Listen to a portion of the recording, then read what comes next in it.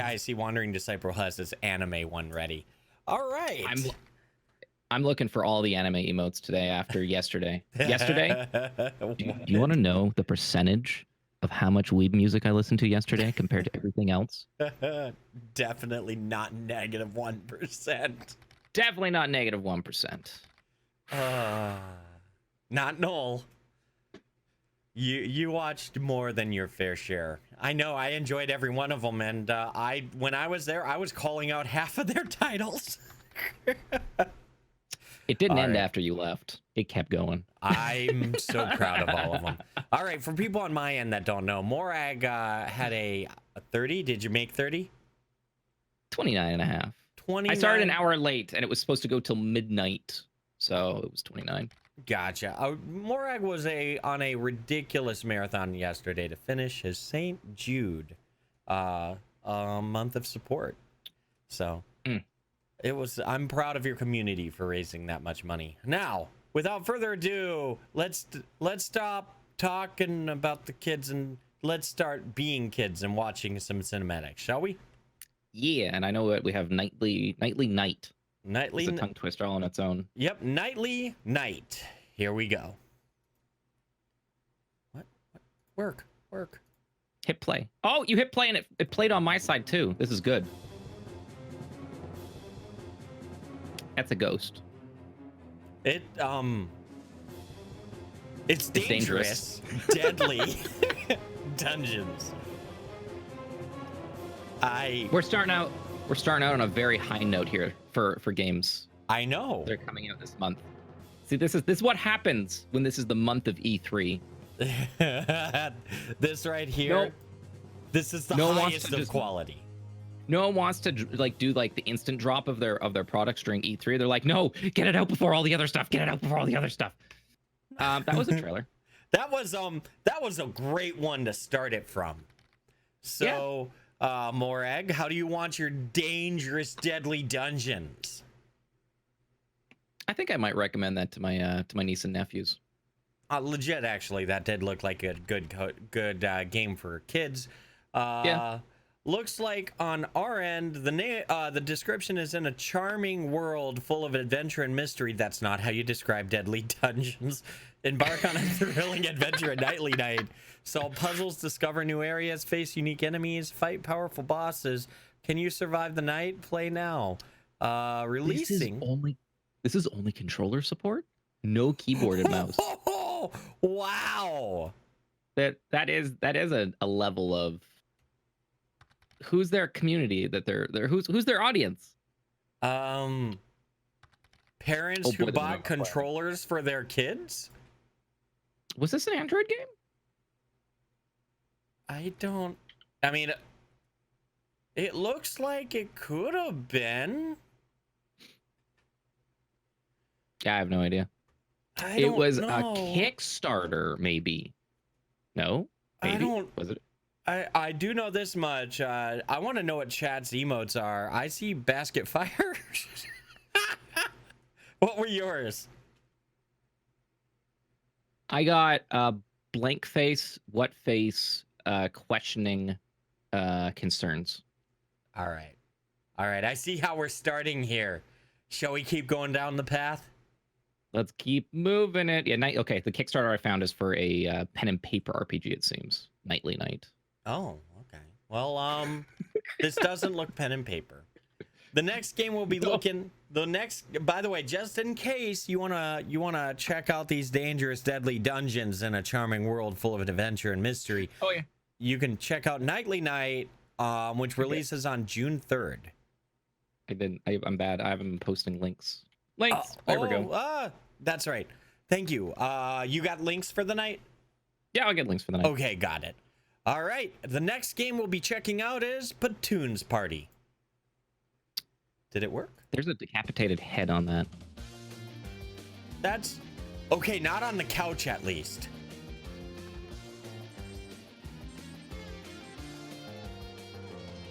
All right. I'll be honest. Oh, the music's kind of catchy. Wait, this is coming out for PS4. Really? And Steam? PS4 and Steam. I see a Steam link there. Yep. PS4 and PC. I'll get the PC updated here. I like this. Oh, those aren't decapitated heads. They're just heads with no bodies. They're just. You know what? I like they actually go. I did it wrong. I didn't do the cinematic. Well, you guys better have been on Squad Stream, because then you're going to be able to see it on Morag's as I messed that up. What'd you do? I didn't play the cinematic scene. Whoops. It's all good. This is Platoon's party. Okay. It looks like it's out already on PC. It's a re-release. Uh-oh. It's a re-release. Wait. It came out, but it released on PC April 30th, and it's another controller-only game, no keyboard. Okay, that was a re-release for PS4. Okay, I am sorry. I thought that was different. Don't worry. It's all good. It's all good. Well, everybody, this is yeah, I think that's all we have to say about that. We'll skip forward because I made a putt. It's a party game. What do they have here? 3 party modes, 4 boards, 4 cups, only 28 mini games though. Hey, dude, but here's the most important part. They got pineapple. They have the mystery cup too. Oh, the super cup is like a big fruit. In one of their screenshots. Yeah, I saw that. I would like to see what else. I want to see a Mario Party contender, man. All right, before we go on, go to the final screenshot and you'll see everybody totally okay, a cute snowman, and the most depressed Santa that's imagining summons.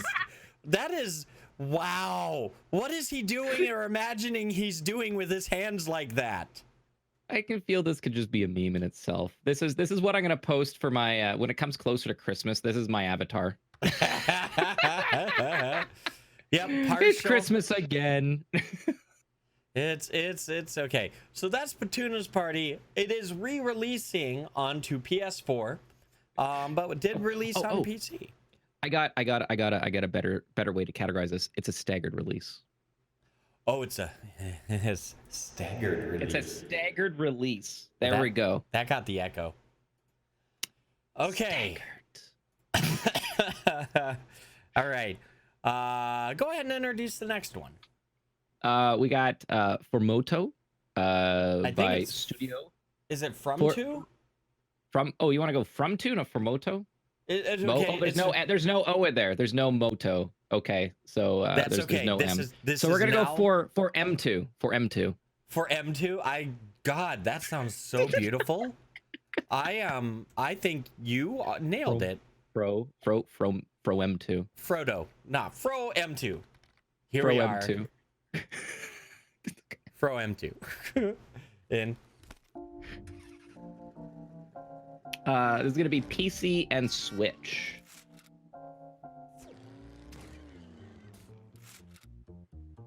It's not from 2.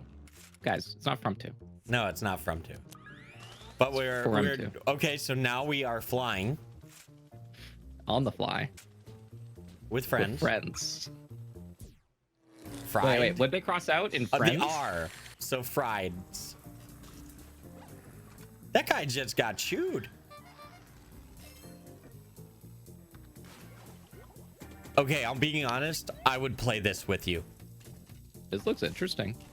A horrible childish racing game with in-game insane track building. I wonder how multiplayer works for this. Oh. I'm so down to play for M2. Yes. I like how they're just throwing the details on the screen.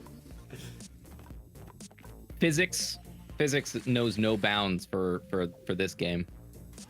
They throw all of their lower thirds and with real physics. No printer required, by the way. Super scribble art. I like their art style. I do.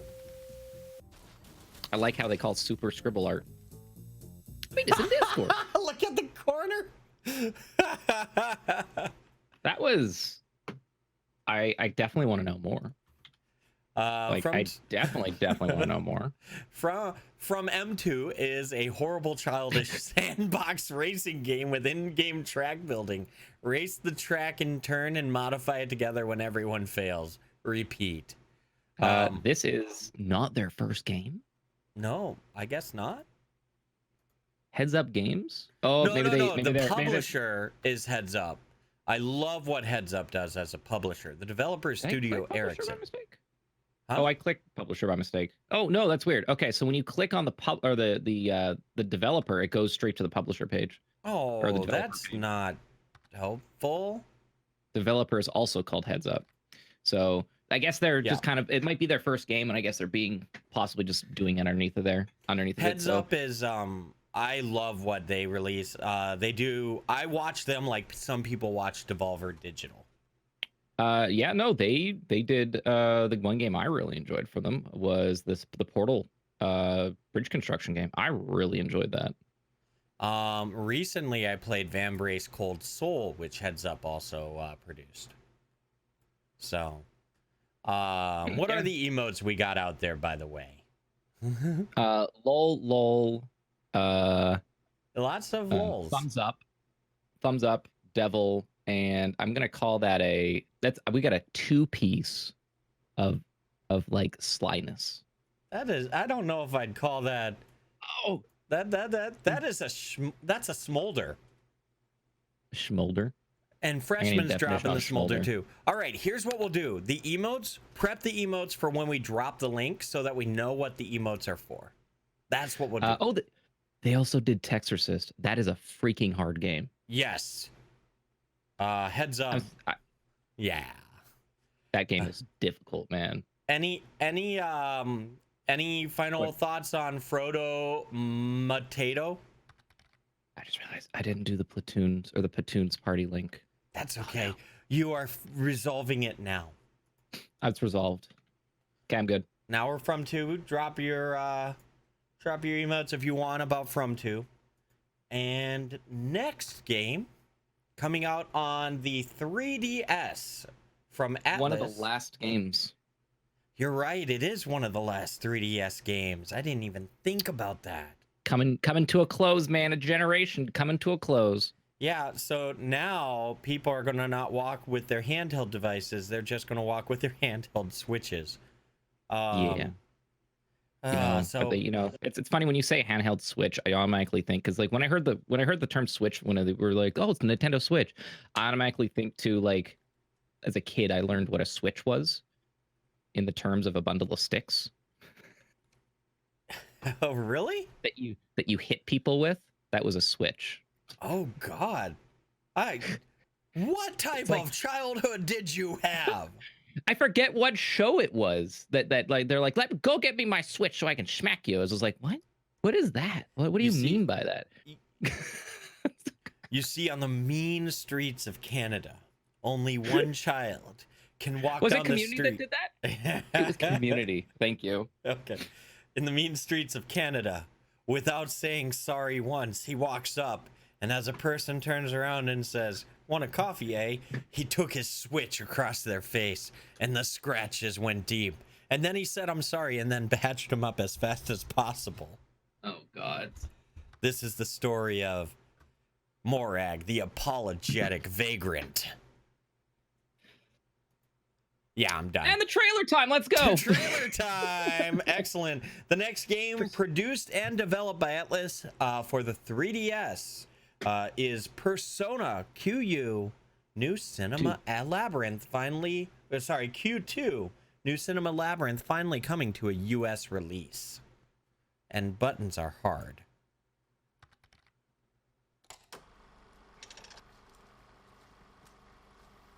So Dungeon Crawler, I think, is the Persona mobile series, I want to say. I do not know. Okay. Looks like they possibly sticking with Japanese voicing too. No, they have English voice trailers, just not any that showcase as much of the storyline. Okay. So when looking for them, they didn't really have much to show. Oh, and this is in the Persona 5 universe. Meet old and new cast members. Or am I going crazy, chat? For people that know a little more about Persona?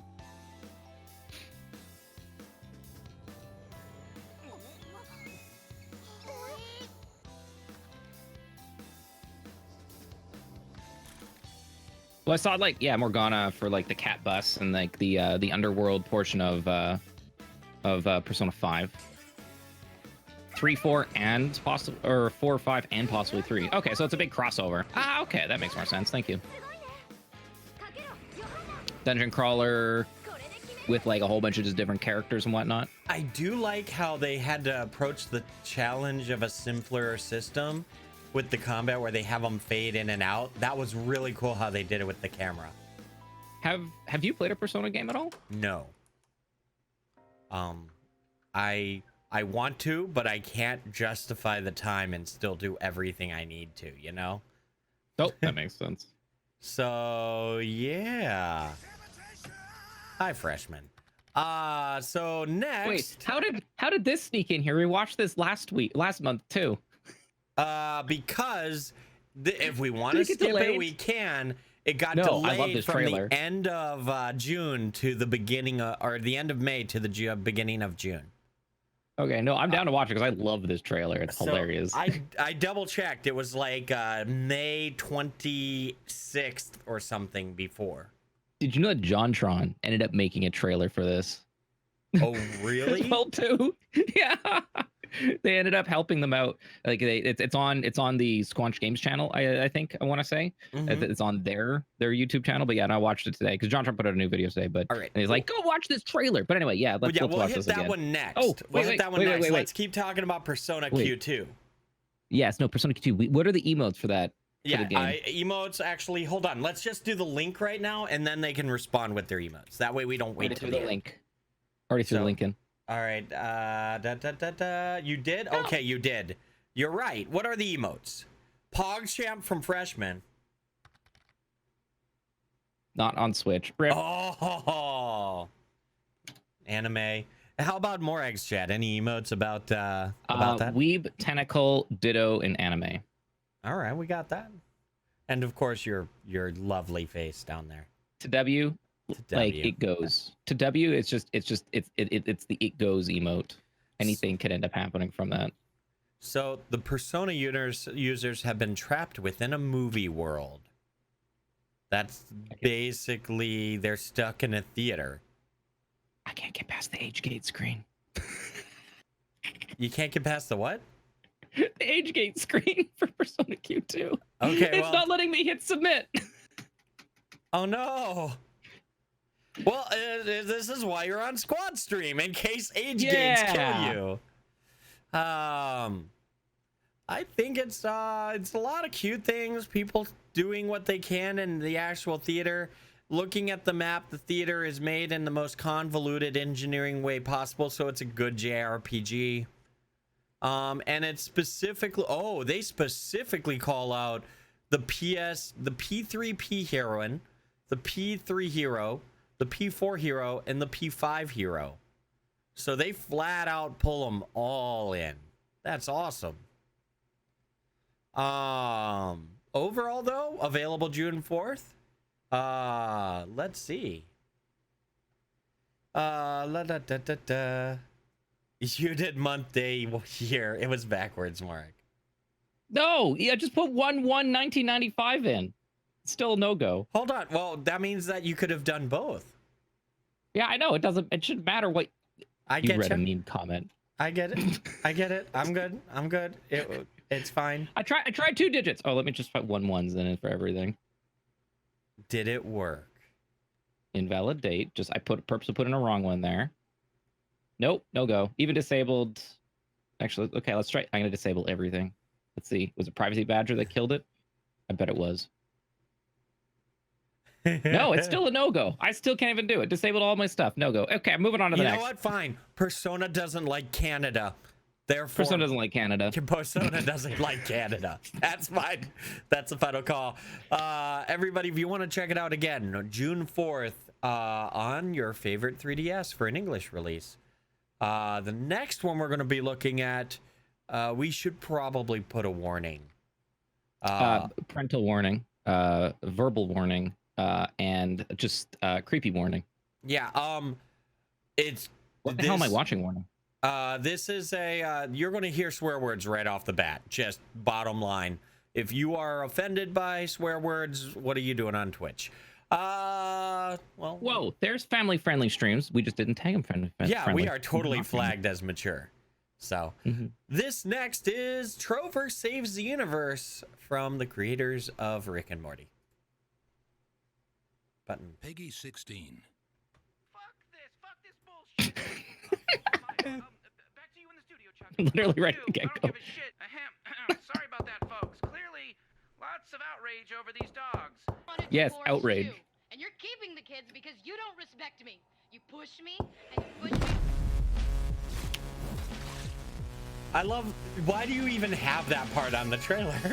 We are the abstainers. You don't need it. That's what the abstainers look like? Why can't you just respect that I don't want to rotate my chair? I don't want to be jiggling around. They look just like the guy who's got the dogs in his eyes causing all this trouble. Shut the fuck up, Trover. No one needs to hear your commentary about everything. Shout out streamers.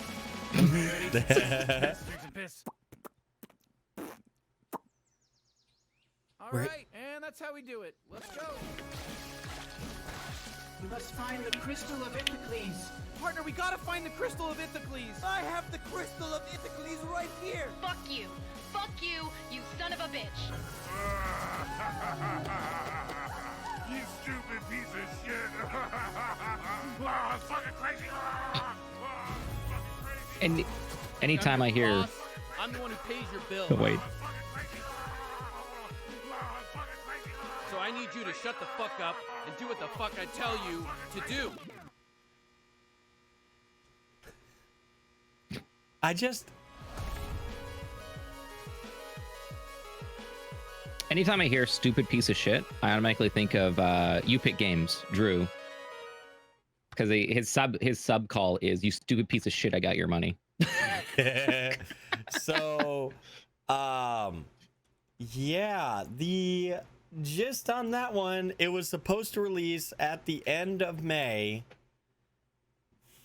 and it was slightly delayed because if you go over to Twitch, or not Twitch, Steam, coming June 4th. So it was slightly delayed, and therefore it gets double down on the attention. What I want to know is, because I know that it's like a VR game, but is it only VR? I know I didn't play like the accounting game, but I'm pretty sure that one was VR only as well too. But yeah, actually no, it says input mouse and keyboard, but I'm wondering if it's like, because it says headsets and then input mouse and keyboard. So I wonder if you can just play it. It's a hybrid, so you can play mouse and keyboard too. Ooh. I might have to play this. Was accounting also hybrid too? Because I want to play through that one too. That was another one that they ended up doing before this. I Oh no, don't... Squatch Games is separate from that. Oh, Yeah, okay. I mean, when they showed it in the trailer of them doing VR, they had a controller in hand, like a simple PS4 controller. Yeah, no, that's gonna be good. I'll probably end up playing this. See, in fact, on mine right there, it's PS4 controller. Oh no, they're just looking around in VR with their hands out there, so no controller, but you can assume something like that. Yeah. So the links are up, Let's get emotes are out. Let's get those emotes. I want What to do you see think of what it, you chat? guys think about that. Yeah, they're immerse in weirdness no matter which display you use, play on TV monitor or your VR headset. Meh, lol, dab, sparkly dab. Ooh, sparkly Okay. dab. That's a better than average dab. Extra layers of memes on that dab. I can't believe that Waffle still has that extra big emote. I'm surprised they haven't forced him off of it. That's so good. But why does this exist? Thumbs up. I'm down with it. I'm not arguing. It's definitely like a game I think that's only going to be like 2 to 3 hours. And then after that, like that's what I'm expecting. And then once it's done, it's done. It's going to definitely draw the line on Twitch because you're going to have people wanting to watch it and people who can't watch it. You know what I mean? Yeah. Oh, how do you delete the game accounting? No. Oh no, don't delete all the things. So Squanch Games Incorporated, it's a full release expected for June 4th releasing. Any final comments from you other than you're going to play it? I'm looking forward for it, you know. All right. Go ahead and introduce our next game. What do I have? Warhammer Crossbane? Yeah. It's going to be on PS4, Xbox One. Wait, not PC? Oh, it didn't. No, this is gonna be on back when PC. the earlier ones where I was doing 2 columns. It is going to PC. It's going to be on PC too, as well. I know there's a couple people that have told me about it and said, "Hey, are you going to play this?" And I'm like, I don't know. Well, let's check. It's already out on PC. This is another staggered release game. Hold on. No. Oh no, it's a pre-purchase. Ignore me. Yeah, it's a pre-purchase, as I But understand. it comes out May 31st, 2019. But I'm so confused. No, this was scheduled for May 31st. Then they had a very slight delay, and it's now scheduled up to date. You You can buy early access right now. Okay, that makes more sense. It's closed beta since March. It might have some good mixed reviews already at 55%. Let's roll the trailer. Yeah, trailer. And I have to do that now.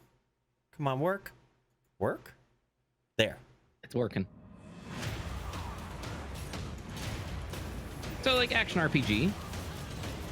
Oh, it's it's Empire of Man recovers from the great Oh, it's a war against Warhammer chaos. Those in the old RPG. world celebrate Magnus's victory. Oh, all those people who After- enjoyed you with PoE. But the dark after gods are planning their revenge. Blizzard screwing up their last Diablo announcement, Safety of the everyone just Empire like is action now RPG, threatened action by RPG, a new action RPG. enemy Let's go. Come who on. dares to strike Let's Magnus pick up the himself. The fate of the Empire lies the in our friggin' hands. torch they If dropped. Magnus dies, I would say the it's not Empire Blizzard. dies I with think him. since PoE got heavily popular. Yeah. PoE Come on, don't you guys is- have phones? Come on. If your internet doesn't work on your computer, just watch us on your phones. Come on. Hey, don't you have phones? Don't you have phones? Don't you have phones? Chat, Yeah. don't you have phones? Yeah, you can't watch me because you're playing your PC game? Come on, don't you have a phone? I mean, seriously, guys, you can't play this because you got phones. You don't have computers. You know, it would be nice to comment about this. It is pretty good action looking stuff. Oh, pre-order and get access to the private beta. Very private. That's yes. that's not private. That's Oh, publicly. I like that. I like that final screenshot they have on the end of not a Diablo-looking character at all. That doesn't feel. That does not, and honestly, does not feel like it is Warhammer style. But you know. Okay, so quick shout out on my end, J Justice. Thank you for 16 months of being awesome, friend. So, by the way, Morag, do you have anyone to shout out before we go on? I do not. Okay, just checking. Don't worry, it'll happen. Your community is awesome. I have faith. Private exclusive VIP beta access. Yeah, just very pay at the cool. door. Just pay at the door. Hey, this is a Man, private. I love it when I can pay for my VIP access anywhere I go. Yeah, have you ever been to a club that's like, this is VIPs only, give me $5? And the best part Starlight, is, thank you so much for 9 months. There we go. there we go. We got it. Awesome. So, going back on this, that's a button that I needed to push. What are your initial thoughts looking at Warhammer Chaos Bane? It's an action RPG. In the I don't know. in the Warhammer world, though, that's important to say. I don't know. I don't know enough about Warhammer, honestly. I know it exists, but yeah, I'm not sure. So I'm not sure. what I love is the classic edition. Classic, by the way, is the word they used. You get the base game. Yeah. The deluxe edition, you get the deluxe pack, which means you get pets, emotes, and gold boost. And you get 4 days early access. But if you get the Magnus edition, not to be confused with Magnum condoms. Let's be honest, that's not Magnum, that's Magnus. You get all that, and then a season pass where you get the new quest and 3 DLCs. Wait, were you talking about something like Magnum? Like the Magnum pack? Yeah, Magnum. Are they trying to make it sound like like buying like a Magnum condom here, like Well, it's like the extra Magnus. girthy big one. Yeah, it's Magnus, Okay. but that's like the girthy. We don't want to go down that. It's not the show to talk about that. No, I'm saying the big Chungus edition, like it's No, you want the big one. It's the big it's the big dick pack. I love it how we're going on this, and Dre's like, dude, Magnus is the emperor. Oh, is the emperor? Oh, Yeah. whoops. Oh, okay. Well, that's fine. That's fine. Okay, well, it makes more sense now. Overall, though, 4 character classes: soldier, dwarf, high elf, and wood elf. Where are the developers located? Actually, Big Ben. Someone said in one of the comments here reading through some of the reviews, it feels like a Chinese ripoff of Diablo 3.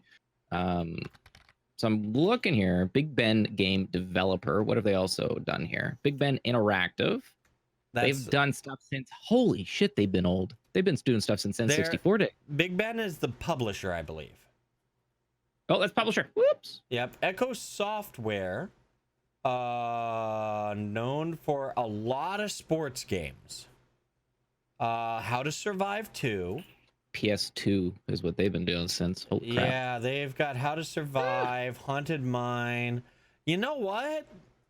They got a track record of games located in Paris. Oh, there we go. There we go. Garfield Lasagna World Tour. Thank you for pointing that one out. That is a game that they made for PS2 and PC in 2007. There we go. So, chat, looking over here. Let's leave it at that, I think. I think we're good with that. Those are great final thoughts. Better than Chungus. All right. I don't know about that. I don't know. I'm just taking a look at track record. That's all for that. All right. Before we go on, I do want to say while we're going into it, if there's anyone that's looking forward to this, because Warhammer is a really good genre, let us know. Maybe you'll see other people. License? What? How did they get the license? I'm wondering how they got the Warhammer license. Warhammer's good about giving out their license for a good reason. Like the Vermintide license was phenomenal. Where they did it with the same genre as Left 4 Dead 2. The 4-player go through the areas and such. Yeah, actually, you are right, because I remember like Warhammer does have quite a large collection of different varying games, and yeah, I guess they do end up giving it out. Anyone can buy the license. Oh, yeah. Okay. I've been enjoying Vermintide 2, specifically, but. Warhammer Chaos Bane, produced or developed by Eco Software, published by Big Ben Interactive, releasing on June 4th. Though they've been in closed beta since March. It'll be on PC, PS4, and Xbox One. The next game we'll be looking at tonight is... real quick. Wait, 1 second. Yes? Did you take a look at the Steam page and how they have everything organized? Like down below? Yeah. All of the buttons. All the buttons, but like, what's weird, pre-purchase the game, and then buying the deluxe edition, and then the pre-purchase deluxe edition. They're both the same price. It's almost like they're like, I don't know. It's just confusing. Why wouldn't they just put only pre-purchase ones here instead? I believe that they made a mistake. Remember, I have access on the other side. Yeah. I think what happened is they may have accessed, or they may have revealed a set of buttons that should be hidden accidentally, because the pre-purchase should be swapped with the buy. I think that's actually too many buttons shown. Actually, we didn't get a full emote and whatnot on this either. Like, what are you guys thinking about this? Emote time. I want to see what you guys drop. So we'll see. Yeah. That's happening. What's our next game then? Our next game we will be looking at is Swords and Souls Never Seen by Souls Game Studio and published by Armor Games for the PC. And we're hitting games. I know them. They have all of those fun games. Yeah. And it looks like one of those games too. I don't care. Flash game. I enjoy those games. Honestly though, like, but like, okay, this is what's interesting. Like, Flash RPG games, they exist, right?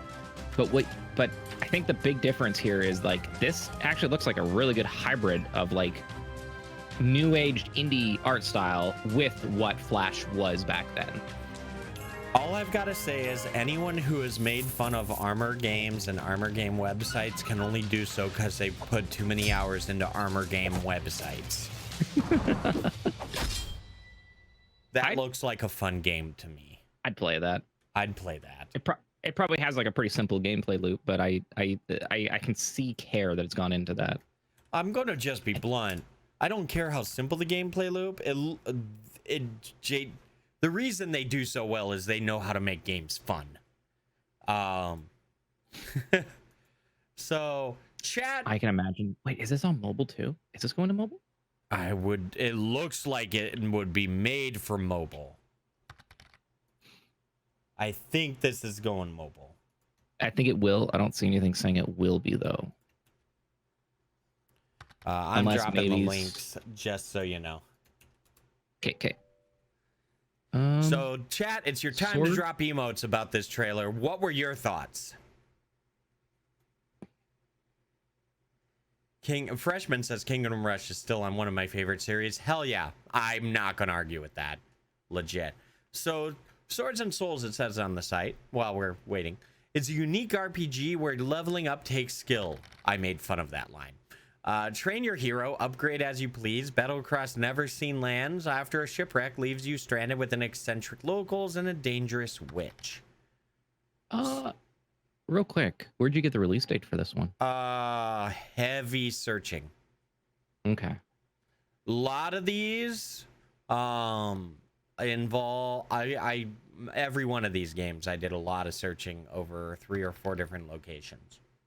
Okay.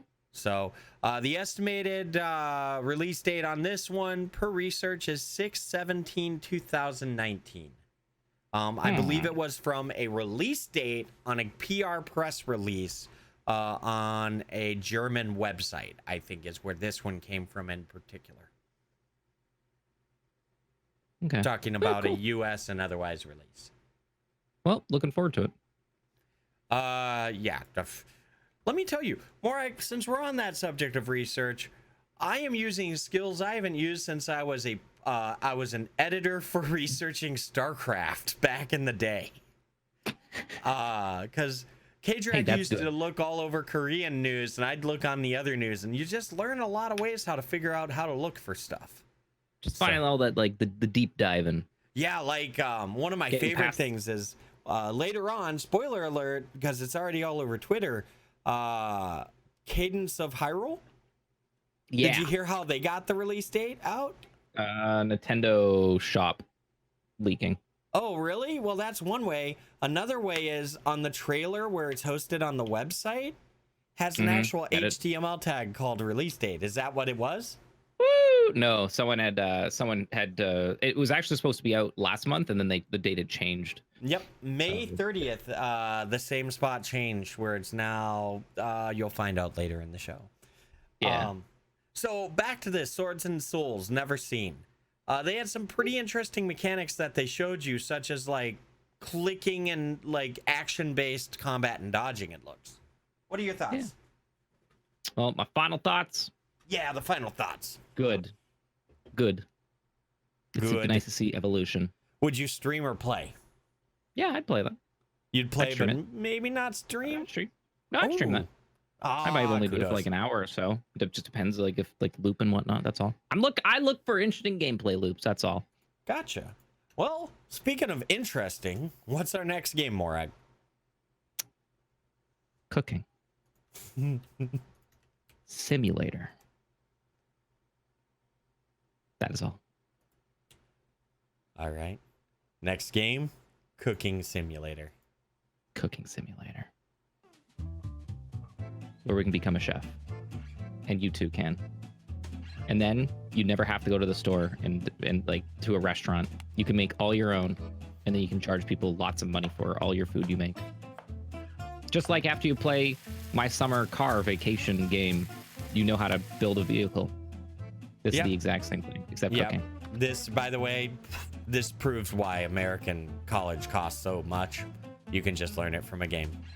That's how you repair a stove.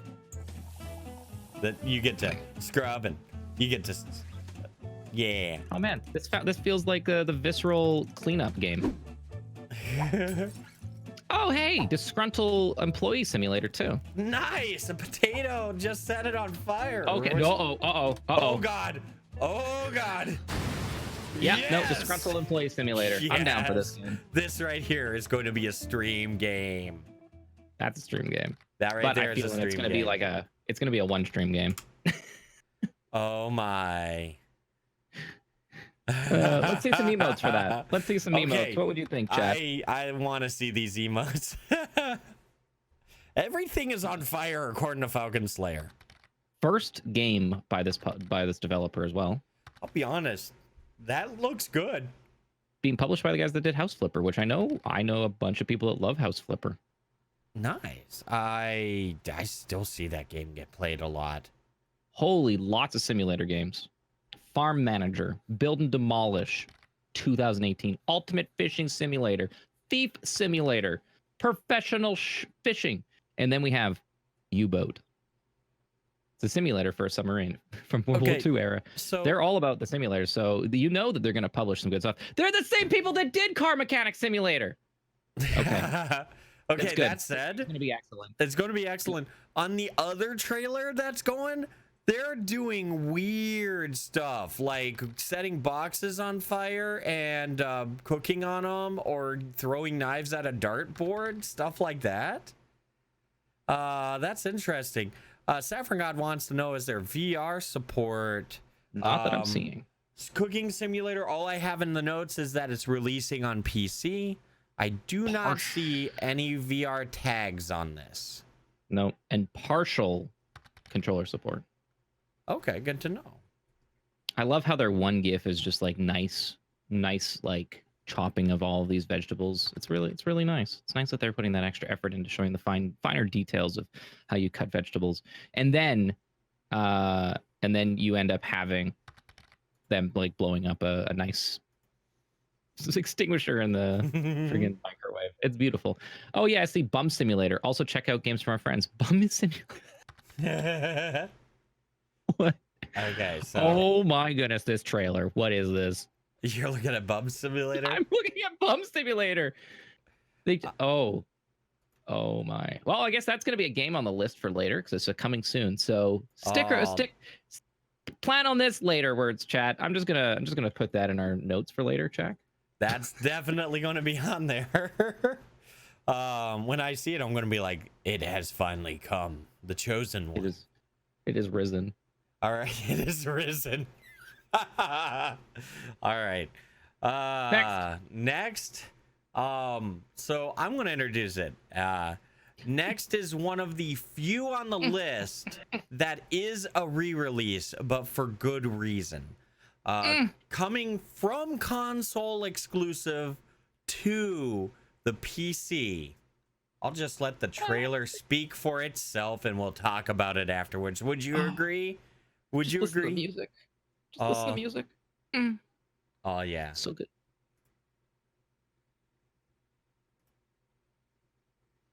Boop.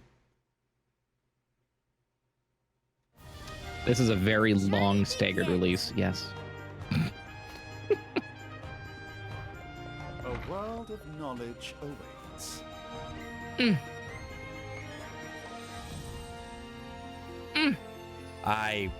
Come then, if this be your will. I am so looking forward to playing this. This world is full of mysteries. I make my own fortunes. Prepare yourself! I will not lose to you! Here comes the emotes already.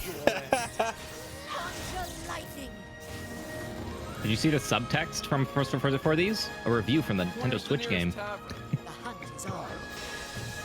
I put the links out for people to emote. Come and fight for me. My blade protects those in need. Now the true lesson begins. This will settle things. That treasure won't steal itself. Now to seal the deal! Let's end this, shall we? By brand, I'll strike you down. I'm ready. Are you? This is our chance. This is a great trailer. It is a fantastic one. They don't play some of the best music in the game, which is the battle themes, though. Oh, battle themes so good in this game. All right. So good. So, Morag, you seem to have a really strong opinion about this game. I played the crap out of it for when it came out on Switch, and it's some good stuff. Oh, heads up, they use third-party DRM. Devuno is going to be in this. That's a little bit of a kicker, but hey, you know, you get it what you get it what you want. It just means it's going to be broken in the next 24 hours after it comes out, but it's still going to be a great game, though. You know, still good. But can you blame Square Enix? This is one of their recent babies. Hey, it is nice that they're finally starting to bring even less like some of these games straight to PC without waiting like an extra like 10 years for some of them. You know? No, I get you. Maybe 20. Yeah. I think a lot of people. There's some good emotes on my side. How are yours? Creep and yeah. Let's see. I honestly, this is going to be an instant stream game for me next month. This may take my consistent early morning slot. This is probably what I'll be playing in between, because I've already played through it like story wise and whatnot. But I'll probably be playing this in between all of like my when I'm playing when I'm watching all the E3 stuff. There we go. Since it comes out like right before E3, pretty much. So what? Big red bar about the DRM on Morag's screen, but not. So yours has a DRM line and not mine. Weird. Oh, I have Enhanced Steam installed. Ah, okay. That makes sense. I highly recommend Enhanced Steam add-on. It is fantastic. I'll talk to you about it. Especially when you're actually, later. I'm gonna log in because so then I can actually show a little bit more detail and whatnot. All right. I have to go and watch your stream if that's the case. I'll talk to you about the small details. You can just show it to the viewers. Yeah. So I'll hear the details later. I need my authentication code. You want to move on to the next trailer? I was just taking a moment to sip. I thought we were going to show that off, but if that's not, that's fine. Oh, Enhanced Steam? Yeah, no, it's okay. We can move on. So yeah, there's not much. There's honestly not much to show off. So for people who don't know, this was a Nintendo Switch exclusive. It's now transferring over to PC. You can get it on PC on June 7th. And 5 days. Yeah, I know. Hold on, I need to add a thing here about Nintendo Switch. It is published and developed by Square Enix, and it was additionally developed by Acquire Corp. The next game... I'm looking forward actually to modding for this to see what they do with it. Because it's all Unreal Engine. Oh, that's a good point. And another really kind of fine point to this. Yeah. Square Enix trademarked HD-2D. If you say this anywhere, you will get fined. Don't post it. Wait, we'll talk about that after stream. My mind's breaking. So the next game that we will watch the trailer for is called Battle Worlds Chronos. Battle World. There it is. I clicked hard. Bad. Things are fixed. Bria, we are just moments away from what may be the demise of the free people of Chronos. People from all houses who have 4X. created something great together. It's a little bit more like... How did we manage it? By Strategic making a war? choice. We didn't want to hate and despise each other any longer. There was room enough for everyone. I like the transition from like that overworld you want to live into actually seeing Join this. us. Don't fight Turn-based for slavery. strategy? Fight for freedom. I don't know. It's your choice. Please show me the fighting if you're going to tell us to fight for freedom. Oh, he. Oh, that was cool. That was some major debate there. All right, there's the fighting. Oh, yeah. This is the type of crap I love. Do you know what I loved? Playing a game like this in Wargroove recently.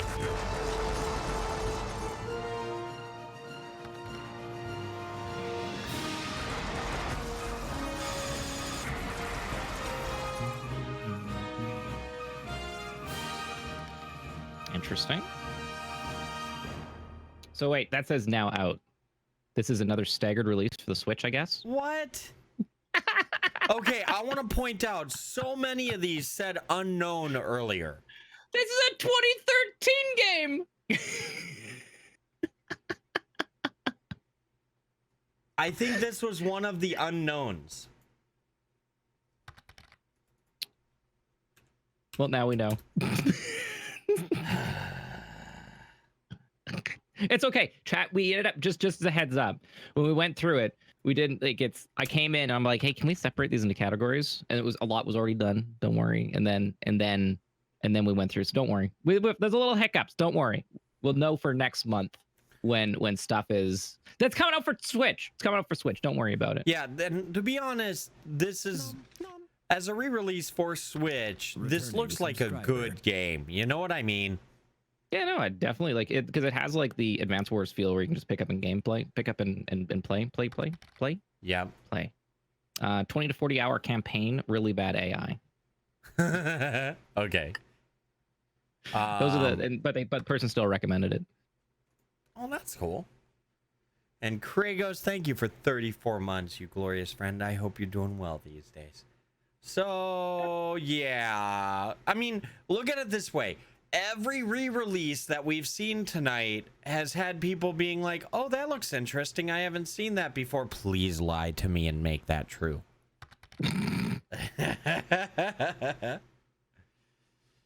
Yeah, I'll be honest. I'm good with any of these turn-based strategy games. I enjoy them a lot. I've enjoyed them since the NES. THQ, huh? Yeah. Oh, they also did Dwarves and the Raven. Okay.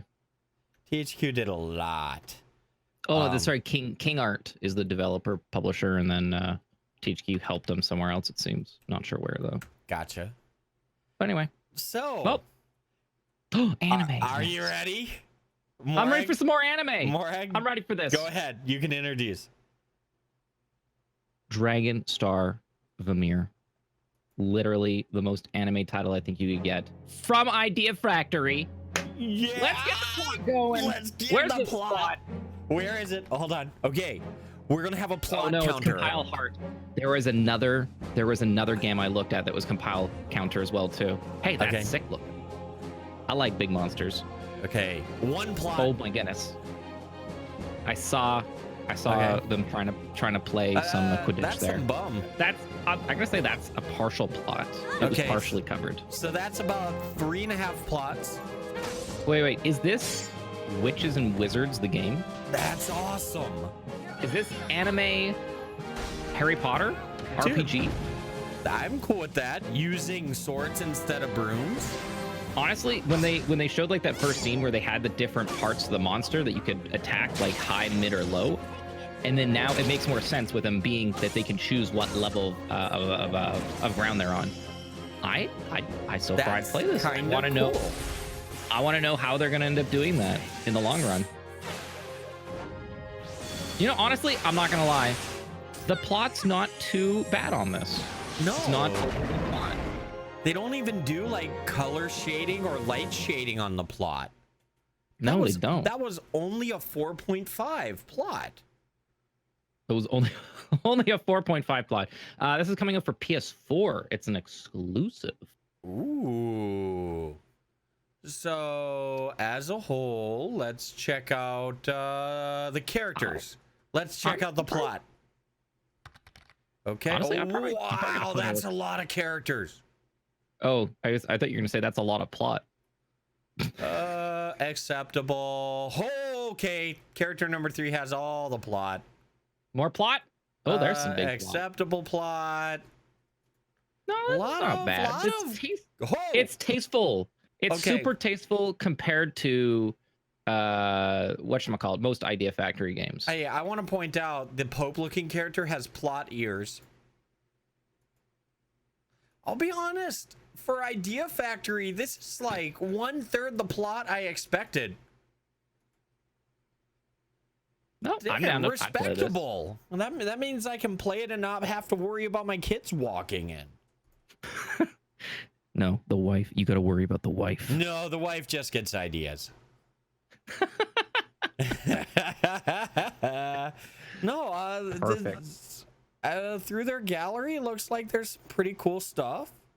I'd still say Xenoblade Chronicles 2 is on the edge of plot, but they're not full plot compared to some Idea Factory games. There we go. No, I'd definitely play this. I'm actually throwing this on my list of things to look out for, and I'm probably gonna go and probably request a key and see what they do. That's pretty cool. Plot, that overly one- boobage, cleavage, and it's just there flaunting, and they use sex to sell the game instead of actually trying to sell a game. Twitch-wise, I feel everybody that played Zonky 0 would possibly play this. That's what I guess will happen. I look forward to watching Cherno play it. So that is it. That is Dragonstar Veneer. Is it Varnier? No, Veneer, whatever. Vamir? I don't know. If there's an R there, it kind of blended in. And Varnier. Yeah. And the next one we're going for our emo name of the night. Would you agree, Morag? Emo? What? The name just screams emo. Oh, even if it's World not. World End Syndrome? Yeah. That just seems emotional. World End Syndrome. Huh? So this is a staggered release for sure. It's releasing in Europe. It's already out in North America, but want to show it anyway because we haven't actually shown what it was before. So why not? This was a recent re-release, right? Like last month to this month? No, this last month to this month. Dude, that was a great guitar riff. Oh, its Arc System works.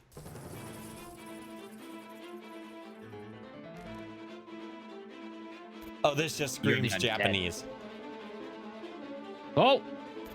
Okay, oh it's boy. almost done. Big eyes. Super big eyes. Choose your lover's death, friends wisely. Oh boy. There's a little. Was there some plot in there? What's up with the creepy eyes? Because it's the World End Syndrome. They're all gonna die, and they're looking forward to not worrying about the end. But yeah, Switch, PS4, gonna be coming out. Published by Toy Box, coming out by Arc System Works. Visual novel. So it should be good stuff. There's an age gap here. It's not bad. I already went through it. No, I'm just like, okay.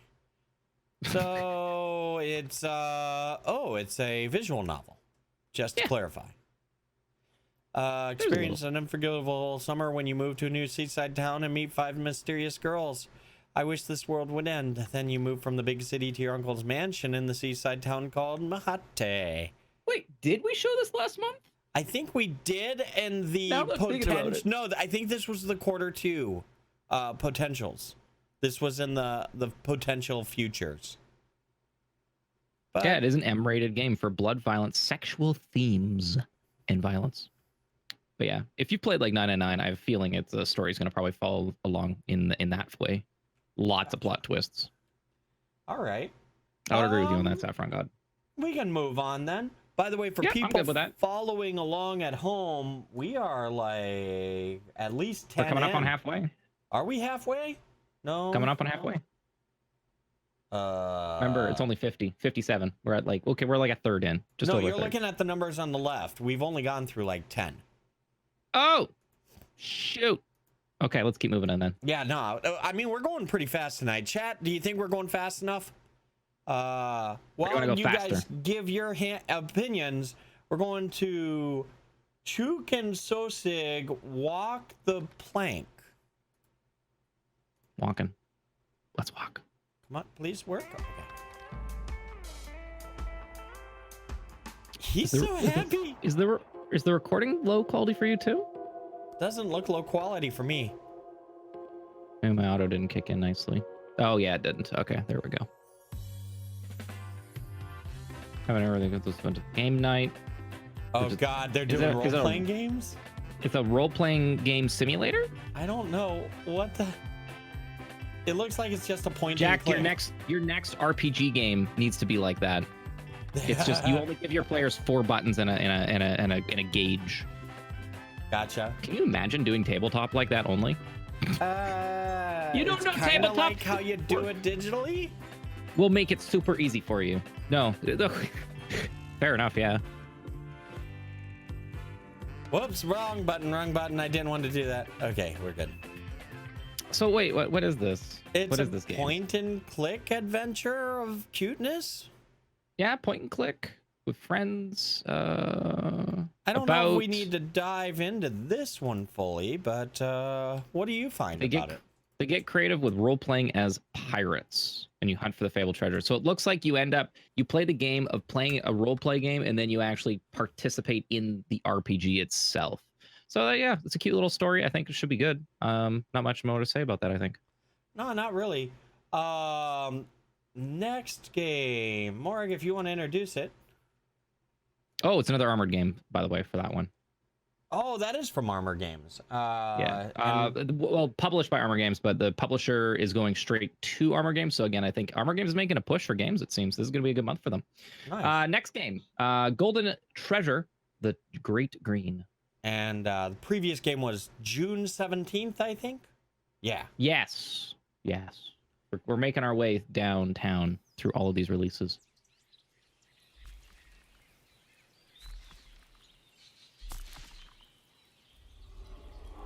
It's interesting to stomp while you talk.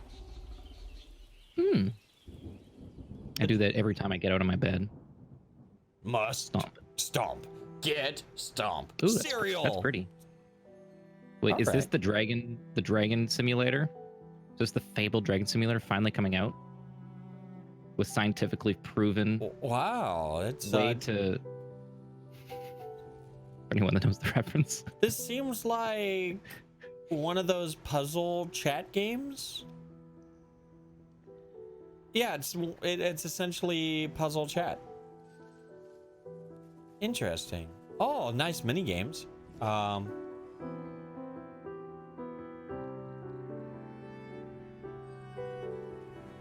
right. Not even picking on the game. I love games that use comfortable, soothing music. You know what I mean?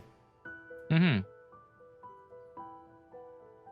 On one hand, it screams fan fiction, but on the other hand, there's a lot of detail in this. There's a ton of detail. This is a game you can tell there's a lot of passion going into. Mm-hmm. Like I don't even want to I don't want to hurt its feelings. The hand-painted role-playing experience. So what do we got? Planned June 17th. There's a demo of it if you want to go check it out as well too on the page there. Dreaming Store Studios self-published first game too as well. Gotcha.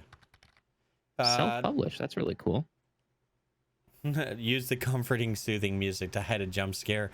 I hope not.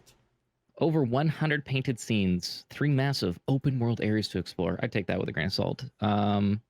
Combat system with 70 opponents and a dozen abilities, 3-phase hunting, pursue, stalk, destroy prey, dozen of unique artifacts. And the demo is the prologue and part 1 of the game, including hours of original gameplay, permanent unlocks, tarot cards, and whatnot. So we'll carry over to the full game if you actually want to try that out. Honestly, that's I'd say try that out. See if it's your drive. Tags being used on it are adventure, RPG, indie, and simulation. Gotcha. And developed by Dreaming Door Studios. Mm-hmm. All right. So the next game, I have to give you a preface, Morag. If you have not seen this trailer in particular, this may be, in my humble opinion, potentially one of the 10 best trailers of the year for me. And I'm going to, at the end of the year, do my top 10. Okay. This is gonna be good. I'm looking forward to it. Have you seen a trailer for this that is amazing yet? I've been on top of every trailer that comes out as soon as it comes out. This is an older trailer, but it's still great. Oh yeah, no, this game is Bloodstained Ritual of the Night. And June and 17th. the button's not working. Give it a moment. Come on, button. There. There we go.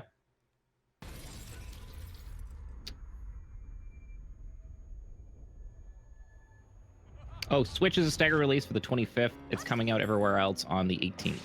Yes. Personally, the lighting is the #1 thing I want to see improved. I have high hopes, but boy, does this look rough. Looks like a pre-alpha. Bad character animation. Look at that background, not detail. Game Well, just no, I'm looks so noticing this. bland. Looks aesthetically- Underwhelming. What brand? What brand manager's even looks doing? like poop. What's the brand manager even doing, really?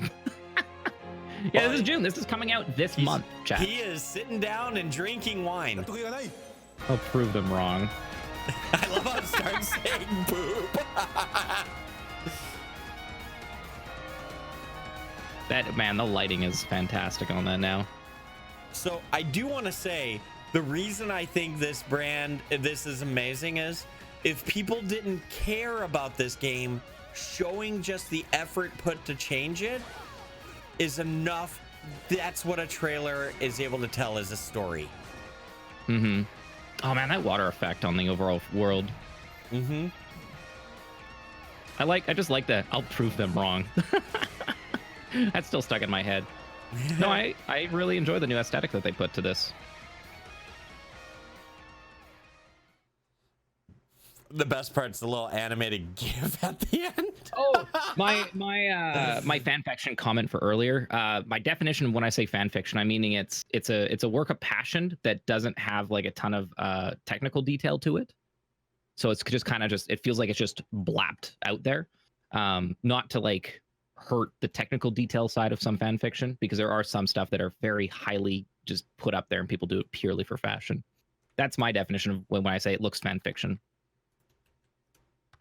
So yeah, I'm looking forward to Bloodstain. I've been looking forward to a while. Actually, E3 2 years ago, I got to go do a private demo of it, and it was really cool. Had the devs in the room there and whatnot, and I wanted to play the game a little bit differently than what they were probably expecting, and I was able to kill the boss from, I guess, was the most unique way that they've seen all of E3, and it was end of day 2. So they were allowing much varied like gameplay. You can play this game any way you want, and that is that's what I love. And if Jack knows anything about my varied ways of playing gameplay through on Epic. Oh, that's a story we don't have time for tonight's show. But just as an example of I look for different ways to play. So yeah, there are points where your feedback literally didn't align with any other person who touched our game. So anyway, I'm looking forward to it, and because there's a bunch of really cool stuff that you'll be able to do in this game that the trailer doesn't even do a great job of showing at all. Developed by Artplay and also produced or published by 505 Games. It will be released on PC, PS4, and Xbox on June 18th. A reminder, a delayed release on Nintendo Switch on the 25th. Not delayed, staggered. I'm going to say staggered. Okay.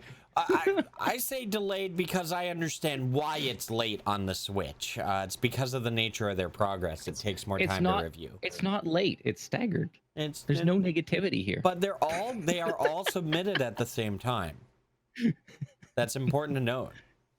But yeah, you can check out Bloodstained Ritual of the Night by purchasing it yourself or coming to our channels, because that's where it will be. They haven't updated the art yet on their Steam page.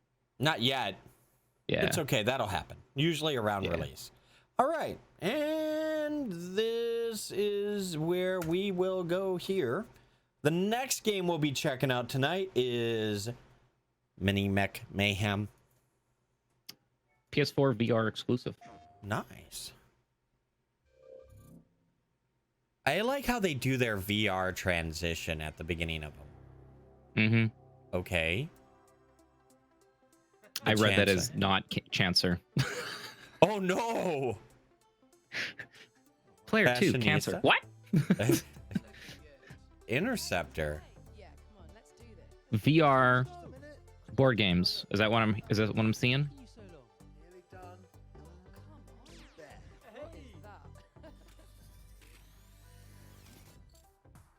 Okay.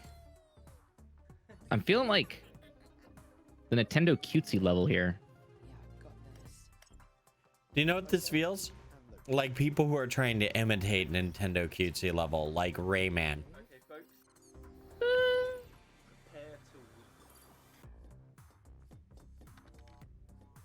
There you go. Take that. Dude, why do you screw over the person with the rabbit? Yeah, drop that air support.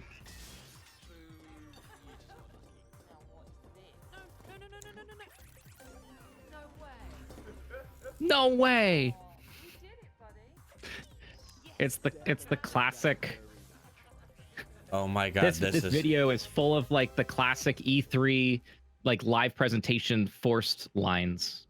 Oh my, do you know who that is? That is Justin Bieber going on stage for a sports game. That's what that is. 20 bucks, 16 for PlayStation Plus members. So if you want to check it out, 18 bucks. Yeah. Or 18th, June 18th rather.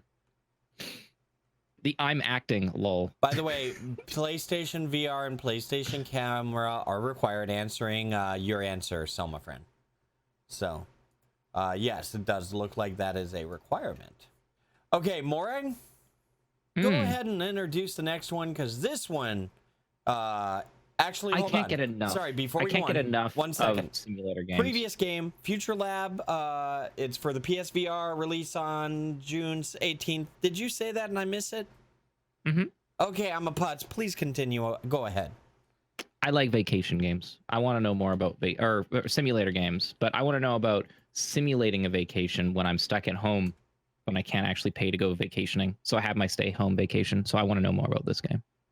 Have you seen this trailer yet? Nope. Okay, so this is a blind experience. Great. Is this the one that K-Drax like? No. Do this? Oh, okay. Before we go on vacation, Oh, we it's. need to make sure you Is this the same? relax. This is the same as the work one, isn't it? Listen to your inner power supply.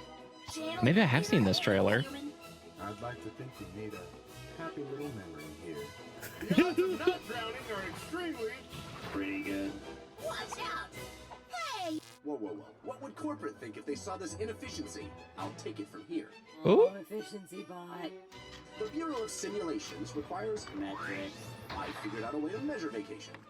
There's no time for being lackadaisical. The simulation requires efficient, measurable fun. I don't think we're seeing screen to screen on this one. Relax. That's what vacations are all about. Human, let's optimize our vacation to maximum efficiency. I'm not going to watch you ruin vacation. Wait a nanosecond. Experiences. Is there a story to this too? I think there is. Oh no, did you forget to eat today? If you don't take any pictures, does the force really exist? Hashtag no filter. Hashtag adventure. And that is how you vacation. I'm fantastic. I feel the energy of this work. It truly represents wanderlust. I have questions, but they're all good ones. PS4 looks like it's on PS4, not PC for this. It is on Steam too as well. Okay. Okay, Jack. Yes. This is a staggered release again.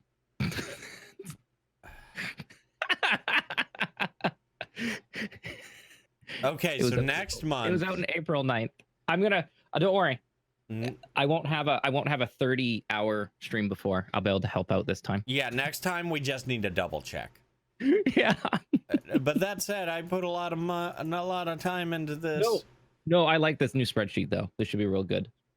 So, I'm looking forward to it. It'll be good. But yeah, no, can we play this? No, you can't play this with mouse and keyboard. Damn. But yeah.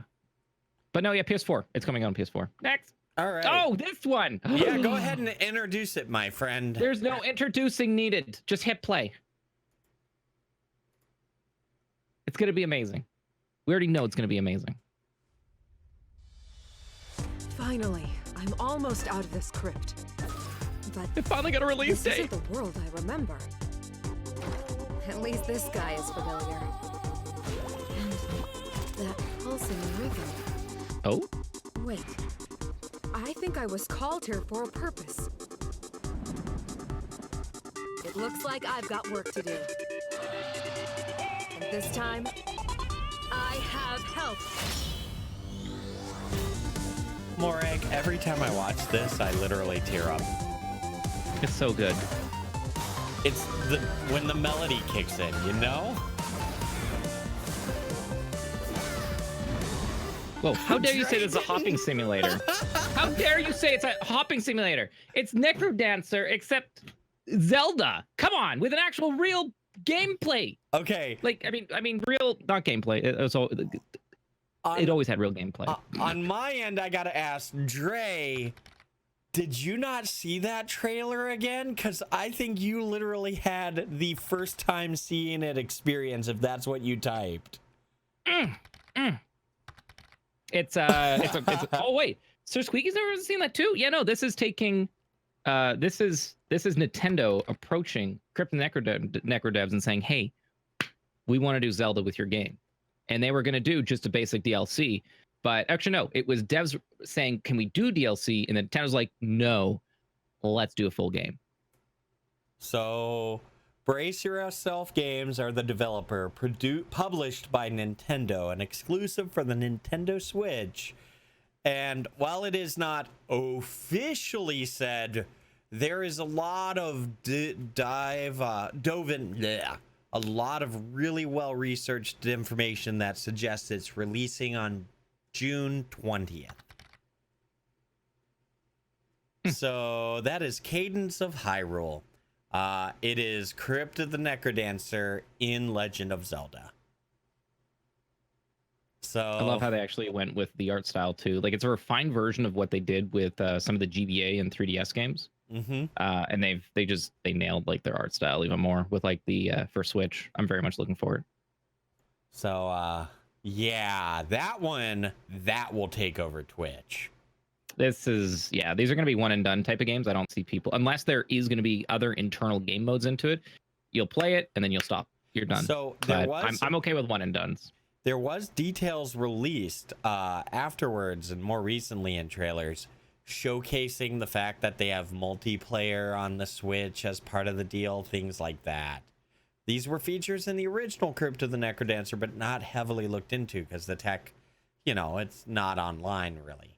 So 25 remix songs. That's going to be so good because they're all Legend of Zelda. All right.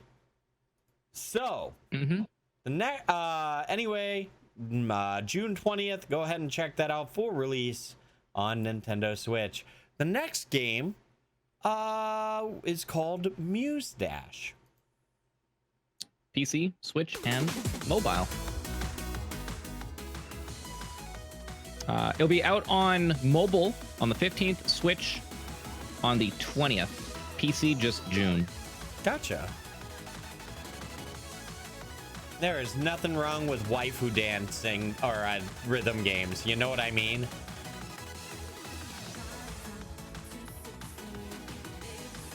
I'll be honest, this is the first time I looked at the actual gameplay instead of the plot, and this looks fun. That's what I was saying when I was researching this, and it's like, man, this actually looks like it could be real good. I wonder what the variety of music is.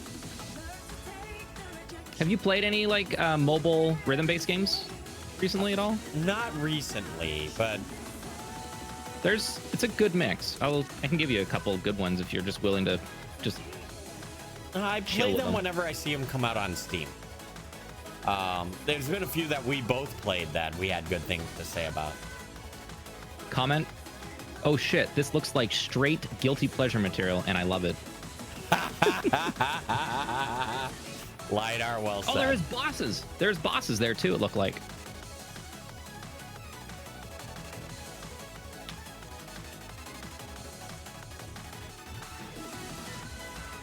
I have to say though, this is a well animated trailer.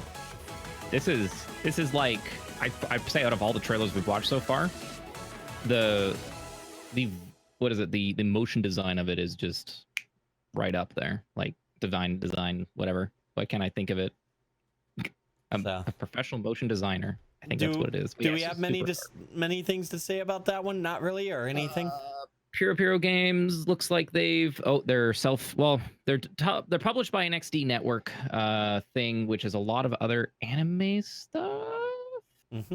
Actually, I've only done a couple games. Kung Fu Strike looks like it's in my library. I haven't played it. Gotcha. But no, it looks like they've pretty niche games that they've published. So I'm going to be looking at this one for sure. So I'm just going to go throw that on my list. So this one has a multi-staggered release. This releases on Android and iOS on the 15th, the Switch on the 20th, and the PC version of it is quote-unquote June, so sometime.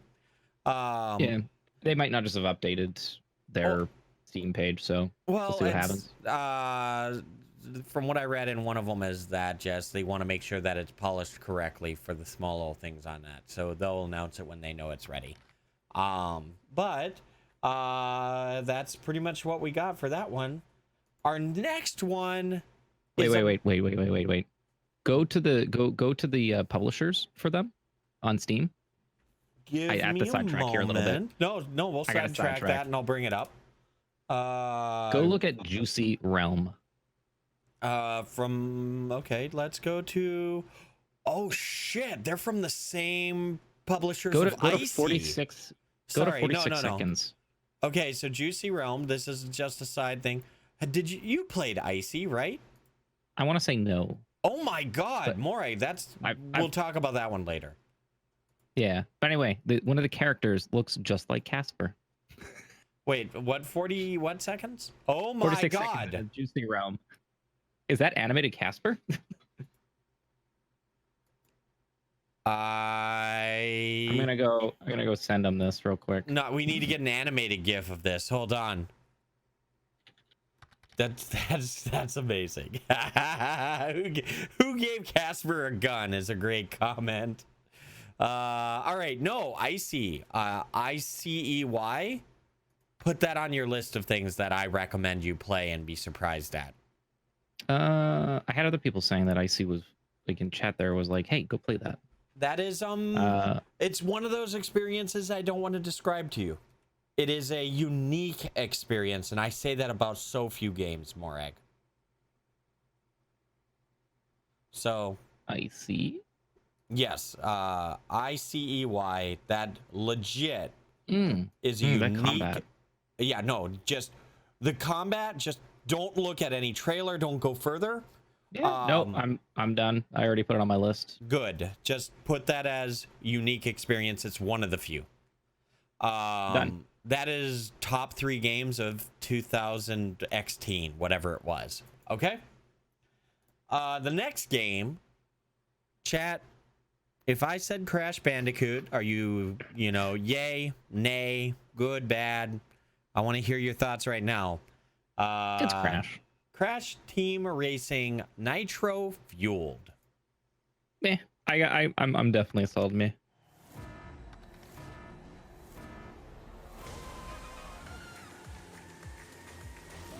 It's not Mario. That's what I gotta say.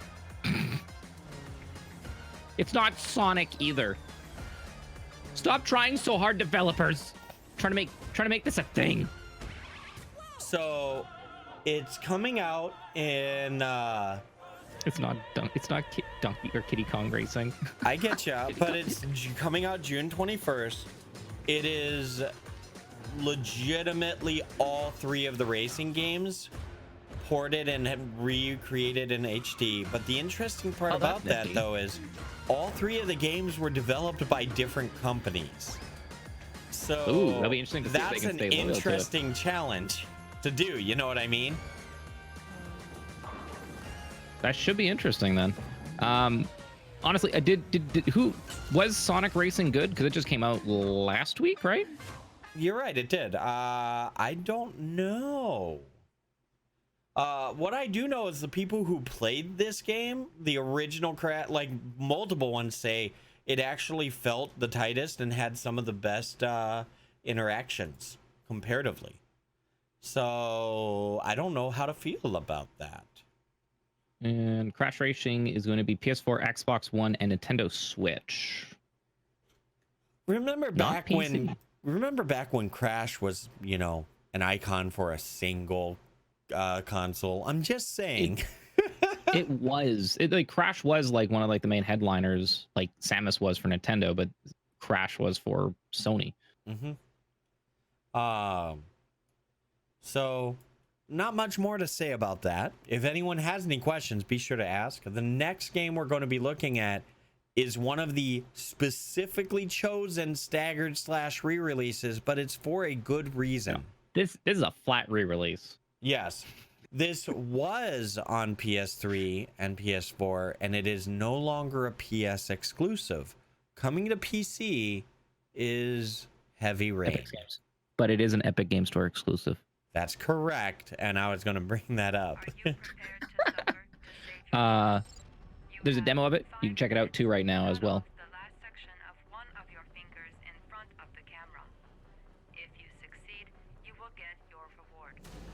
Mr. Mars, can you confirm that your son has disappeared? I highly recommend playing this. I have not played it. I was happy to play through all like the Quantum Realm games last year. It was so good. I'm Madison Page. I'm a journalist. I suppose I like to play the guardian angel. Agent Norman Jaden, FBI. Tell me what you know. Sorry. Ethan Mars has had psychological problems since his first son died. Feels responsible for his death. After one of our usual sessions, I found this on the floor. It must have fallen out of his pocket. It looks like we got our origami killer. I'll probably replay through this again. Detroit is another amazing game, which is also coming out on PC. Is it true? Are you the killer, Ethan? The killer is walking around free as we speak. Ethan Mars is innocent. I can prove it.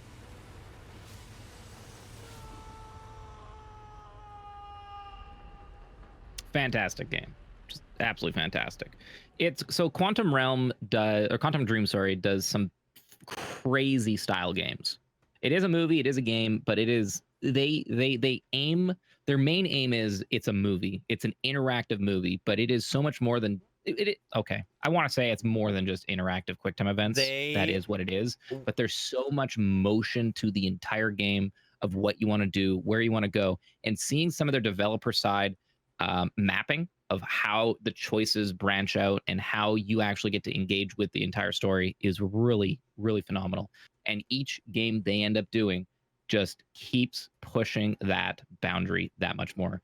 And even to the point where with their newest game, which is also going to be coming for PC too as well, Detroit, just damn. So this is you can kind of see Heavy Rain as the entry point of how they got into this. And it's very much like a version 1 of like even like I'd say this is even a step higher than what the Telltale games ended up doing. Like they were ahead of their time with what they wanted to do. So I have nothing more to say other than Heavy Rain, developed by Quantum Dream and published by Sony. It's going to be on PC and it's also on PS4 and PS3. And you can see it as its first PC port as an Epic Games exclusive on June 24th. And you can get it with the Epic discount right now, only $10 if you buy it. And there's a demo to make sure it works well for you too as well. I don't know when the Epic discount stuff is ending, but I know I'll be picking it up before it does. So that's another subject we could talk about someday. But yeah. Oh, and from what I understand too, they actually have ray tracing. They went through and redid it to work with real ray tracing too in the game. Ooh. That's a surprise. So, yeah. The next game we're going to be looking at is one we had difficulties finding a trailer because there was so many. There was a lot? This one I think had many of them. It's called Judgment.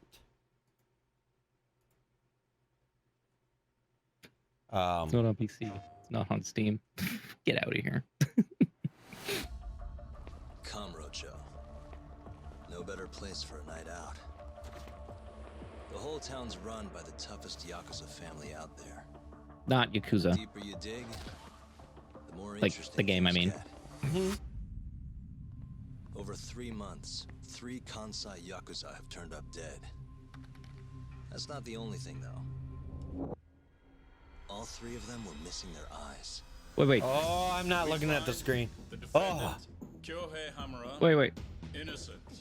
Being said, it is made by the same. Is it the same dev team? Yes, I Dark? believe this is from the same dev team behind the Yakuza series. It is developed and published by Sega. Oh, that's cool. So it's basically they didn't want to do Yakuza anymore. They want to kind of take it a new route, new storyline possibly. It's in the Yakuza universe, so same dev team. Nice. Hey Siri. Hi Siri. That kick, beautiful. Try helping out? Sure thing. Think this is some kind of Yakuza pissing contest, do ya? Come on. The mall is way bigger than you know. I'll do whatever it takes to bring Hamura and the mall down. You still want to sue? You know, you won't know what hit you. Coming to the West. So was it already released in Japan then, I take it? Is this another staggered release? Anyway. So in my chat, a dear friend of ours, Siri, is asking, she's been lurking and she's tuning in from work. Has she missed any awesome games? Anyone have any suggestions of any trailers we've seen so far that was awesome? I want to hear your thoughts before we dive into this. And also, let's get some emotes too as well for that. Yeah, we need emotes for Yakuza. I mean, not Yakuza, Not for for Judgment. Judgment.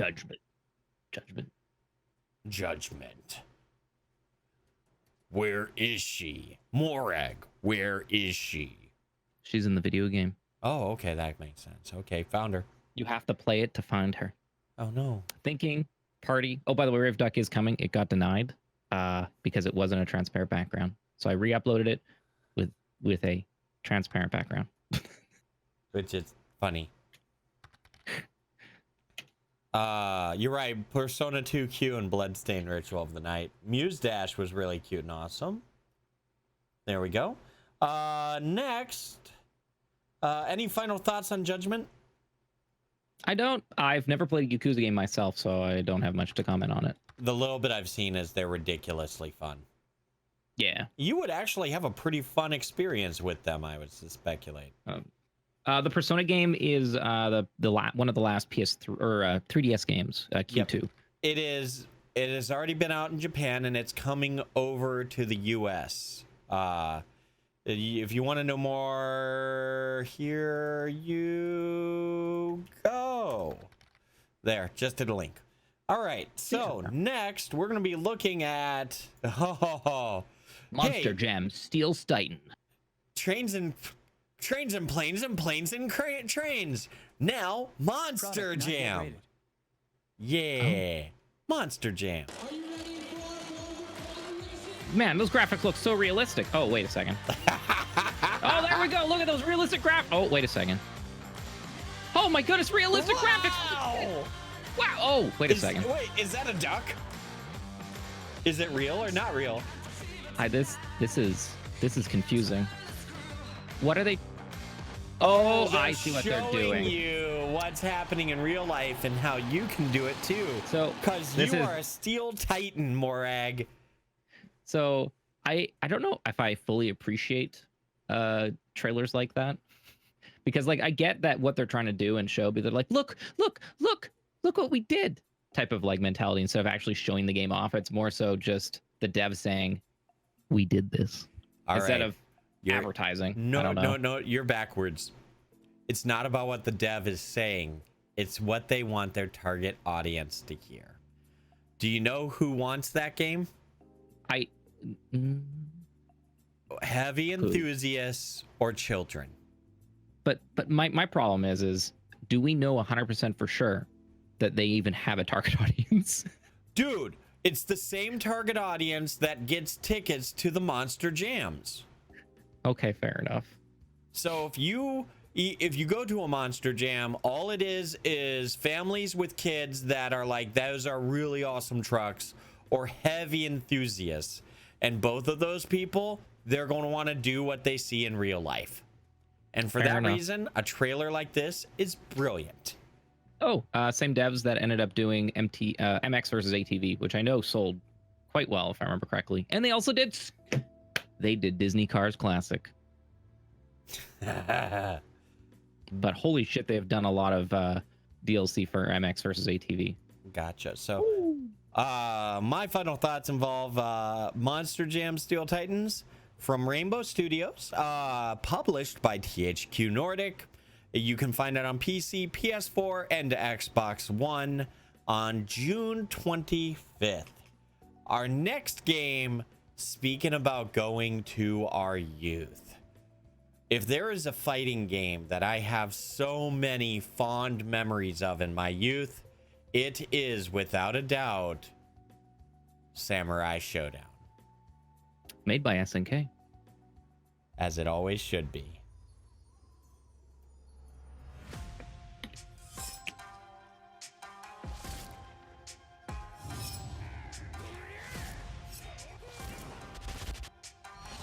There's my girl. Sorry.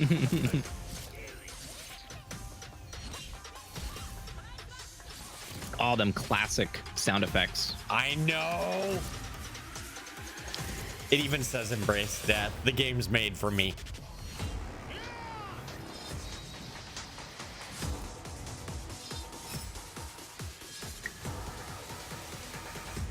The original fighting game with weapons. Oh, did you just take a shit all over? No, that was not a shit. That is a legit acknowledgement of this game. No, I was talking about Soul Calibur. No, this came out before Soul Calibur. In time period, this came out almost synonymously with the time period of Mortal Kombat, and both of those came out after Street Fighter 2. So this is back in the time where Mortal Kombat actually got the conversation talking in the US government about violence in video games. And then a 1-2 punch came when Samurai Showdown came out, and they had swords and weapons bringing blood out of animated characters. So it became a very interesting topic. Afterwards, when 3D came out, we had the Tekken and the Soul Calibur. So there you go. Sorry, you're hitting my nostalgia. That's good. Tick here. But also nostalgia. Scrolling down their webpage and seeing like they all the characters grouped together like that, I automatically, this whole website just gives me the vibes I'm reading a Nintendo Power again. Just like the colors and everything. Yeah. I'm just like, okay, this just feels like I'm reading like a couple pages of Nintendo Power. It goes to show that they're nailing at least the nostalgia side of stuff, like hands down. Oh man. And I don't know what it is that's making me feel like I'm reading a video game magazine. Do you know again why? Because these are darn near the character art that you'd find on the arcade cabinet when you played the game. Because they showed you the little boxes, all of the little boxes that showed you their basic 3 or 4 moves, so anyone could learn the basics for the character. And this was the art next to their moves. So you're looking at 1990s instruction art. Yeah, but these are done a damn good job of like, I need to open up this image in a new tab. I need to see what, they overlaid there's overlays on this. I want that character art. Yeah, it's beautiful, isn't it?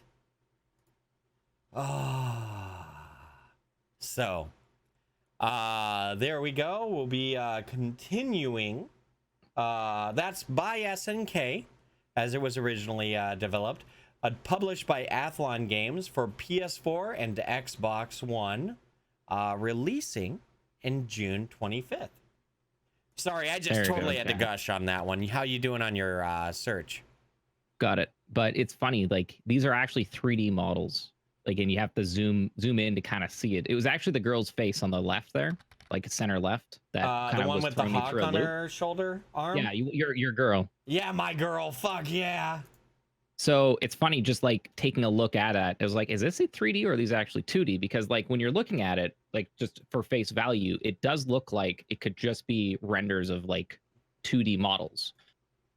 but they are. No, these are all 3D models, and they do a really great job with some of like the shading and whatnot. But again, I think that's where it's nice that they're nailing down that like getting the essence of what some of these older games are and trying to convert them into 3D and staying faithful, I guess you could say. Interesting note, before we move on to the next game. When I saw the art that was on the case there, it reminded me later, when I played it, of a game that was well known for its time called s0e2. The art style there. So I'm being told too, if you pre-order the game before the end of the month, or before the game is released, you get the first season pass for free. Ooh, that's pretty nice. So that's probably going to be the new characters they're probably showing off here on the page too as well. Morag, would you like to take a step to the theater? I want to go watch the movies. Yeah. All right, we're gonna go to some Shadow Fencer Theater. Welcome to Shadow Fencer Theater. I feel offended already. I feel. Oh wait, offended. no, Fencer. Yes. Fencer. Swordplay.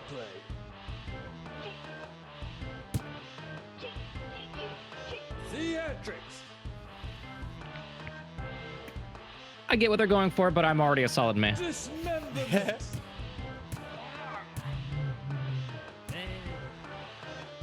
Shadow Fencer Theater.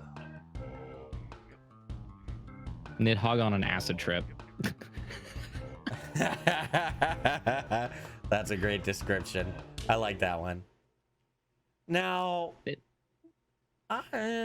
my personal, it does come out on PC and Xbox One, produced and developed by Shoulda Had a Lot of Fun.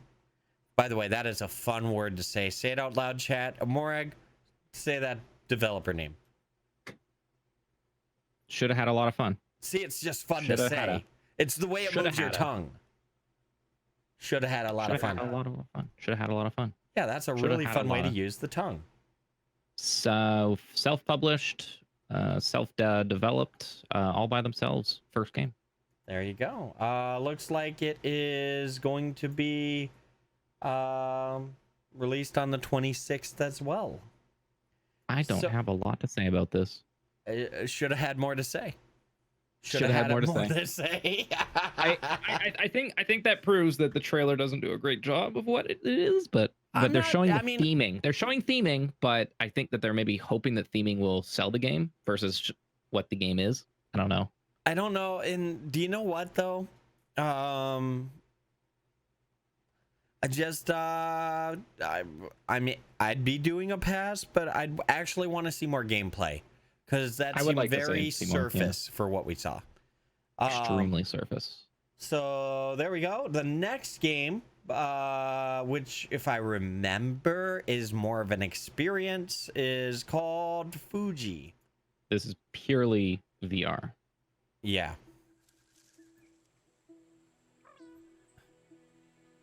Not AR. Yeah. This is not real gameplay.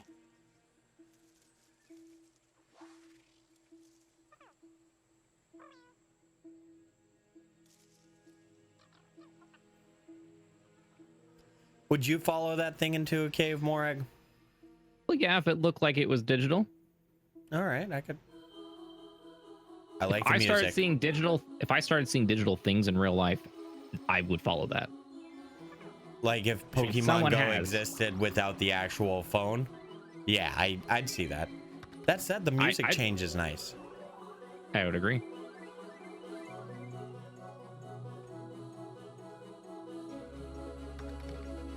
Someone needs some acid, Kappa.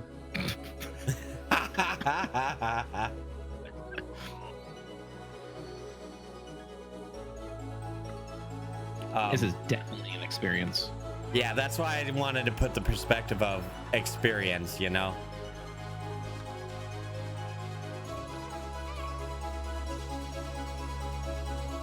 Loving the music. I like how it adds upon itself. There's layers to the music. I love games that can pull that off too nicely as you progress through it, or as you build up through a scene. Grease did that. Grease did a good job of progression of music. Fez did a great job too, from area to area. So it's actually one of my favorite songs. Real quick, in Fez was only played in one screen, and it makes me so sad. It was during a really annoying puzzle. So that was Fuji. Functronic Labs self-published for the PC and the Oculus Rift. Full release. Not their first game. Not their first game, huh? We got Nova 111. Okay. Which looks to be... Wait a second. I know these devs. I never got to fully play this game, though, but I got to sit down in a hallway with Santa, Josh, and basically talk to the devs about their game because they didn't have an official booth at the convention. This is when they were first kind of talking about it. It's a really nifty kind of turn-based game. You might actually enjoy this one, Jack. But yeah, no, they have another game called Cosmic Trip as well too, which looks like it's another VR game. So it looks like that they got sucked right into the VR experience, and they have another VR game, Starbear Taxi. So they keep pushing and adventuring into different areas. So this makes sense that with the new game that they're coming out with now, Fuji, which is they're just taking everything they learned and they keep moving forward. Hey, good for that. That alone is I think something that's going to make this game a good fun time.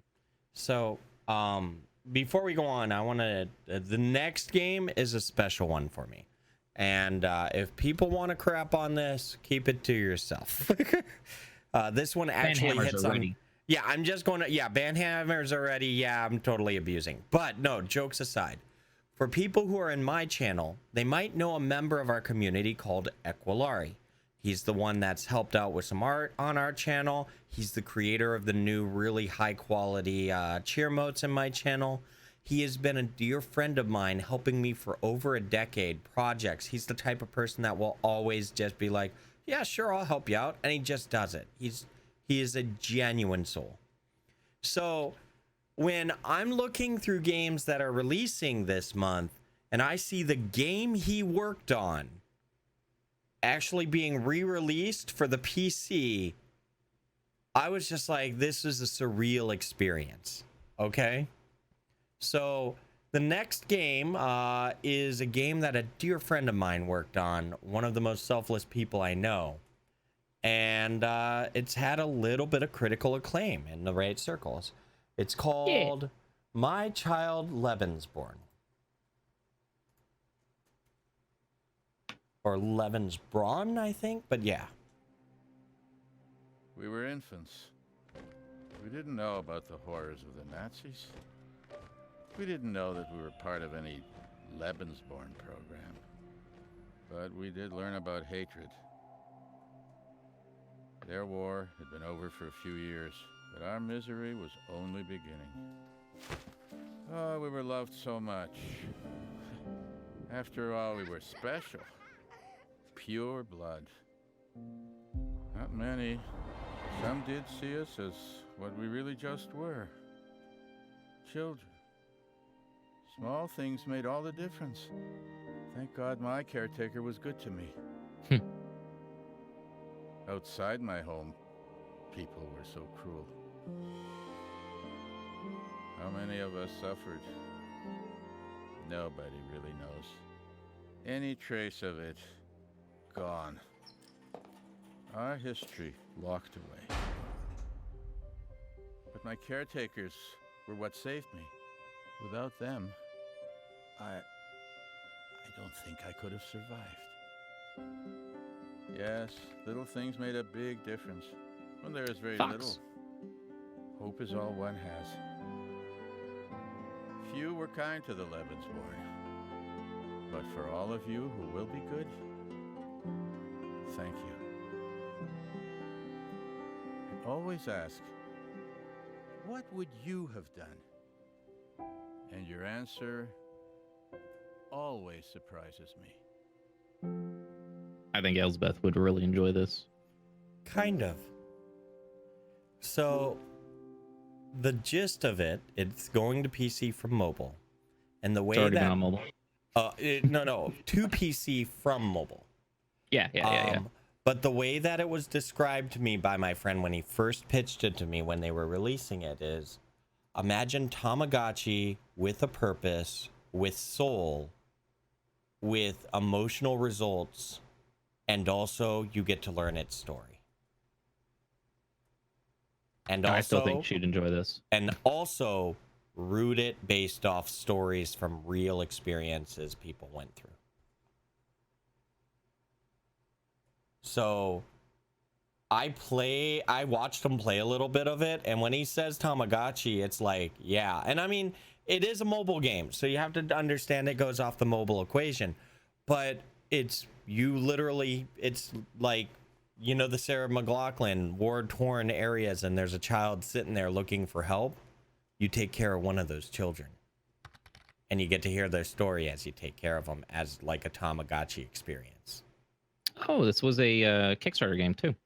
Yeah. They were actually working on another game right now. It's they're pitching it at cons and such. So when I'm able and allowed to give more information on that one, I will. Yeah, it's anyway, it's a really cool game that I would have looked over if I didn't realize that my dear friend was the one that was actually working on this. Real quick, I actually found a Polygon review, just like I always usually reload the last paragraph of Polygon reviews just to see what like they boil it down to, and it actually did a really good job. Although it's set in the post-war Norway, my intrepid Levensborn managed to capture the damage warmth of bullying and how adults are often just as capable as children in this game, rooted in the real-life experiences of people born in wartime Norway. Its developers interviewed Levensborn adults about their childhood, but it offers some comfort and guidance to anyone who is experiencing or has experienced bullying, which is to say it's a game for everyone. So one of the screenshots from it is the kid having bandages on him, and he looks up at you while he's taking the bath, you know, like just family bathing, and he says, "What is a Nazi, kid?" And your questions are, who said that? You just ignore anyone who says that or try to explain what Nazism is. Like, that's how it hits the strings, you know? And it's one of those, you balance meager resources. One of the experiences I had when he was showing me the game right off the bat was you have to pay for basic food and get the kid what they asked for, or good food to help them be healthy. Things like that. Damn. So it's like, you know, it's one of those where the little things that they take for granted kind of hits you in the heart. So that is this game. It's a little bit sincere to me. Thank you for giving me a moment to get on my soapbox. I'm done now. Yeah, that's good. So Morag, I'll get. By the way, that's from s0e2 Studio, which is where my friend is a part of, and published by Technopilot. It is coming to PC on June 27th, but you can check it out on Android or iOS already. Yeah, I couldn't find a Steam page for it yet, so soon. Yeah. So the next one, Morag, I'll let you introduce because I saw something in your chat earlier. The Sinking City going to be coming out by Frogwares, published by Big Ben Interactive, and I know they put out Big Ben's put out some other really nifty games too in the past, if I remember correctly. Yeah. So here it is. Coming out 27th. Have you seen this trailer? I haven't. I don't think I have. Oh, this is a brilliant trailer. I think I've heard of the game, but I don't think I've seen the trailer.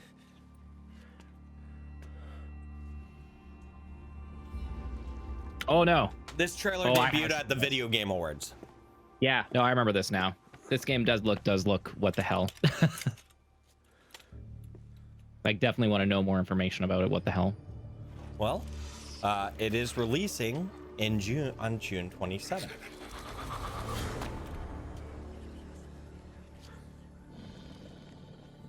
Ooh, web hands. I know, the web hands get me. Oh, dead fish. Where'd they come from? Dying fish, rather. That's Wait, where they came reverse from. time.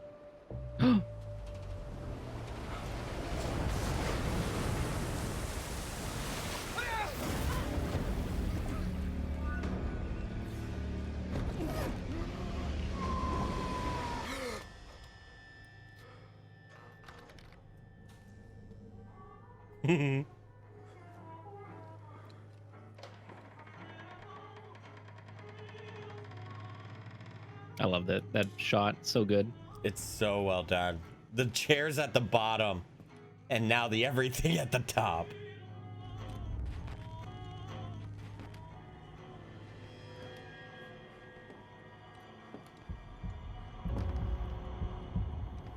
Oh my god, I didn't even realize that was pulsing the first time around. Yeah, I don't think I remember that either. War game? Yes. Hello? Anyone home in the door that appeared in the middle of the room? Just has an interesting symbol on it. Nothing could go wrong if I go through here. That's fine.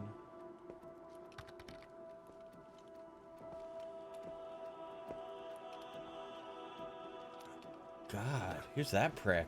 I'd bang him. Maybe I shouldn't.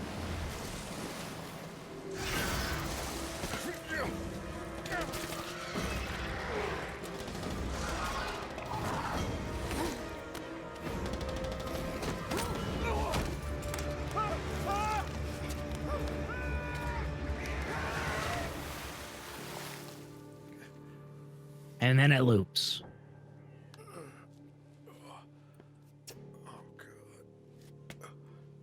Oh god. Uh-oh. It's different. He's got creepy eyes. The game is called The Sinking City. As if on cue. Might have timed it. Siri asked like at the right time, man. That is. You might love horror and Eldritch. Yeah, that timing was amazing.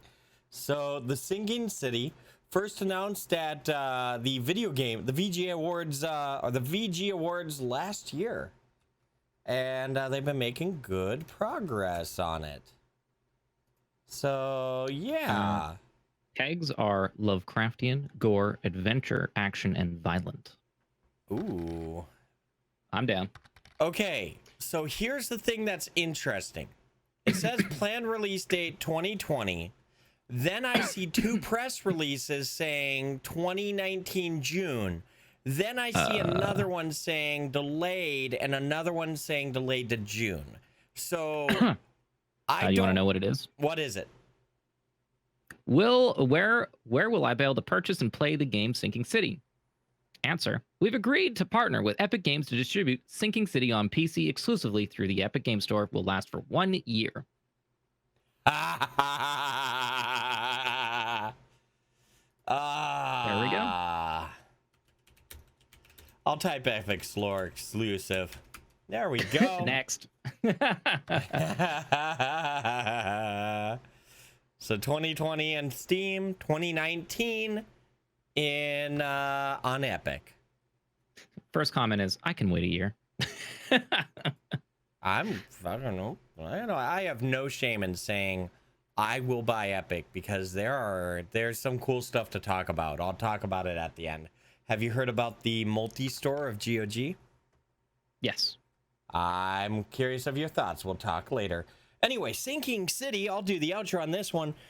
Developers by Frogwares, as mentioned by Morag earlier. Big Ben Interactive is publishing. Release platforms are on the Epic exclusive right now. It should be on PS4 and Xbox One. You can check it out on Epic at 6/27/2019, also known as the June 27th. We'll just throw that info in the outros every time. Cool? Done. Cool. So we just saw Eldritch Horror, Morag. What is the best way to palate cleanse Eldritch Horror? Realistic racing game. Done. Button. I clicked it. I swear.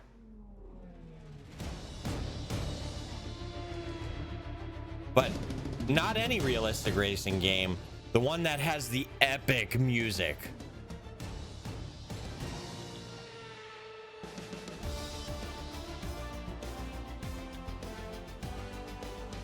This is the music in the JRPG when you are on the final trek to the final boss.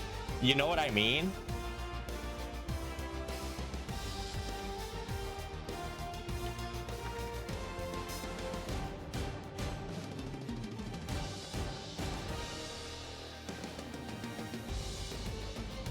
This is like the final race day promotion. Like they're trying to like talk over and hype up the entire race. And then they do it at every commercial break. And not only that, it's every turn that's only 15 to 20%. I liked how everybody shot their arms up. That was neat. It's racing. I'm not a racing person, but hey, I know Codemasters does other cool racing games. And you should definitely, if you're down for this, there's definitely going to be a cult following classic, like people that are on this, and then they just end up, they'll fall into it. I hear you on that one. As you mentioned, Codemasters, this will be on PC, PS4, and Xbox One on June 28th. Now, if you're not big on racing, another game releases on the 28th of June. Let's check it out. Let's check out how much fun it could have been with your friends. I have seen only insane reviews about this game. Insane reviews? Like all massively positive. Are they giving out review copies already? No, but people got to play 30 minutes of it at a special event. Oh, okay. Yeah, and actually, the funniest review I have ever seen of Kotaku is about this game.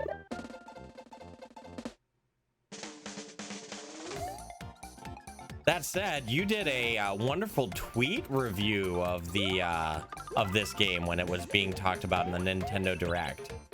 Yeah. Man, that was the fastest I've ever tweeted. That's how it was for me. That's awesome. Was how, man, it was so much information.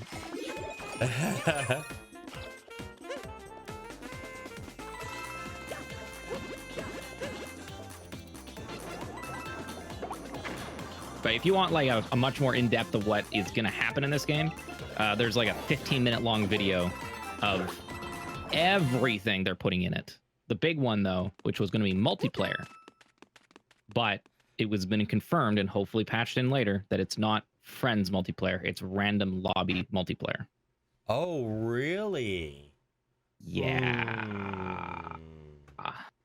It's painful to...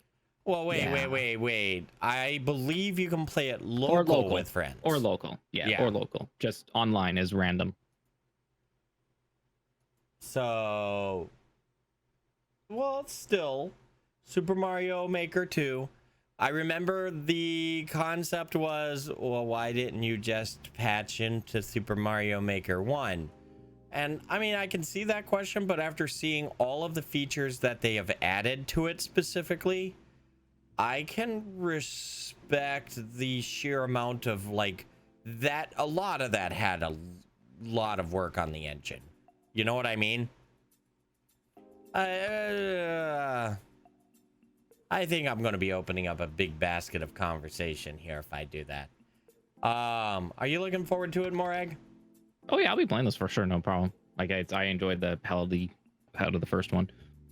So, I did talk to someone who did get to play it for 30 minutes, and that person said that to elaborate where I was coming from on that, because a lot of people are going to speculate otherwise. Many of the features feels the same, but it almost feels like they had to remake entire chunks of the game to make it work out. And if you remade the old one, it gates out old content in a sense. So it made sense to make it a separate entity. Makes sense. I'm down for it though. So I will say this, I hope they do patch it, because one of the things I would love to see is the multiplayer streams on it. You know what I mean? Mm-hmm. That would be nuts. Actually, even then, I think it still opens up for the realm of possibility, since they're not doing like local multiplayer. Sorry, not local, but like online friend multiplayer. Is that squad streams could still be possible with like lists of levels that you'd want to play. Oh, that's a good point. So the next game is, let me double check. No, this is not what I thought it was. So the next game is called Blazing Chrome. Yeah.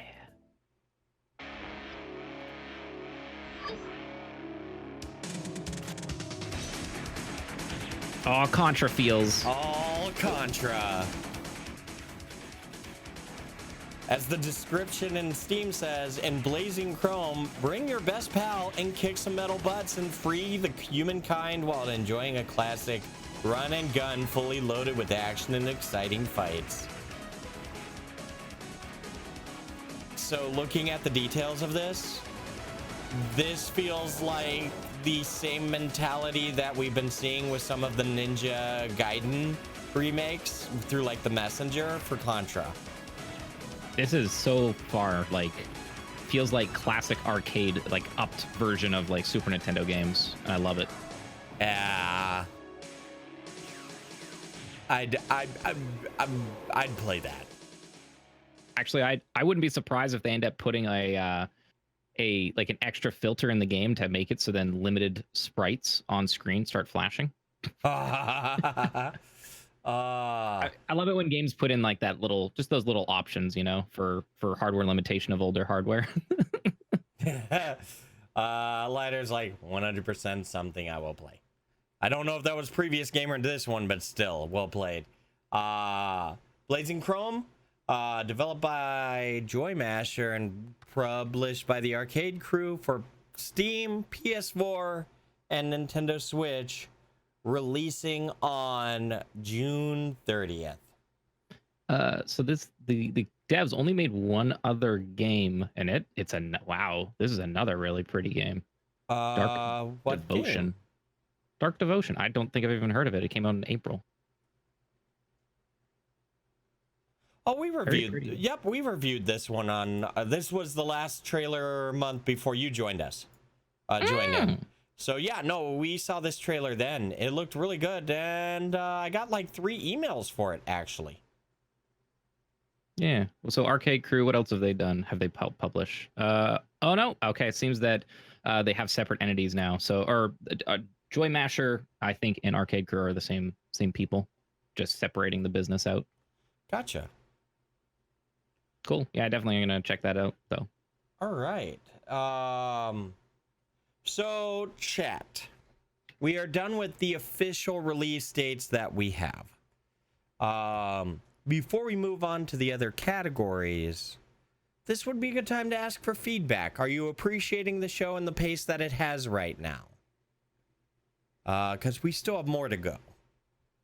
And thanks for dropping we're getting into early access, DLC or expansion based, or just re-releases. Well, before early access, we've got June releases that are unconfirmed dates, so they could be delayed, but they're generally speaking. 1980X, is that coming out this month? Is it? I don't know. Is it? And that's the thing. It might be. This is one of the feedback is if people want to help with the project, that would be one of the things I would love. If you could link it, Orphan, we can. If you could link it in chat, we can grab that and put it to the end of the list and check it out.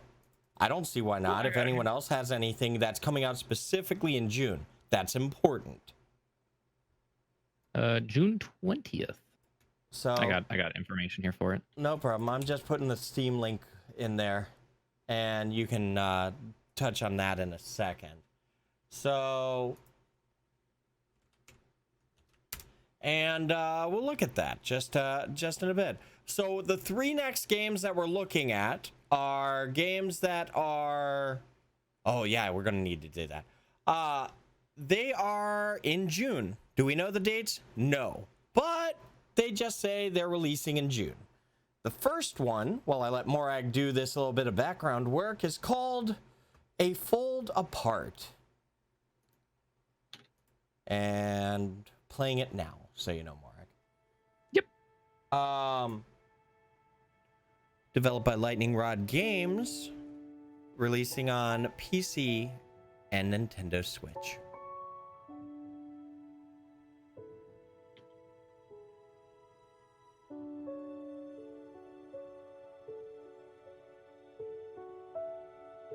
I have seen previews of the gameplay, and it's very innovative.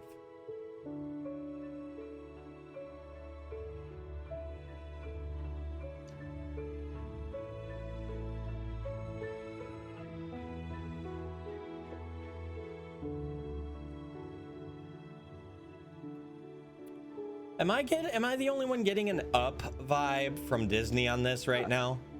It has the square art style, which is the same as of those characters, or at least the old man.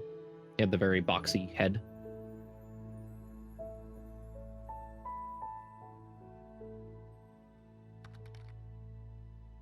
So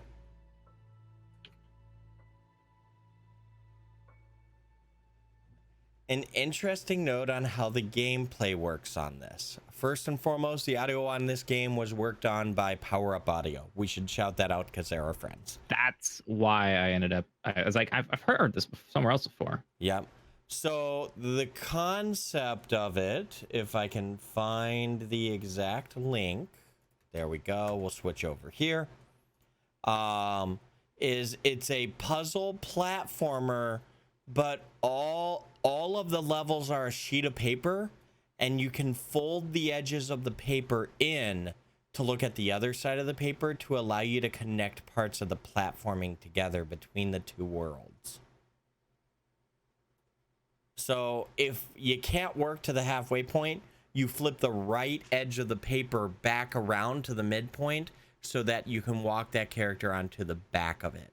It is an ingenious puzzle platforming mechanic. Looks like there's a ton of story too as well. It looks like that. That's the one thing I didn't know is how deep the story went. Just on the previews, like there's ones where there's lines of text. Yeah. Looks like they're going through a text message conversation on one of them. One looks like it's a solo kind of looking into the sky thought type of montage. Gotcha. Featuring a relatable true-to-life story of a long-distance relationship, over 50 handcrafted paper folding puzzles, stunning 3D graphics with a tactile homemade paper aesthetic, the ability to choose the couple that best represents you. Aw, that's cool. Release date, according to multiple press releases, is June of 2019.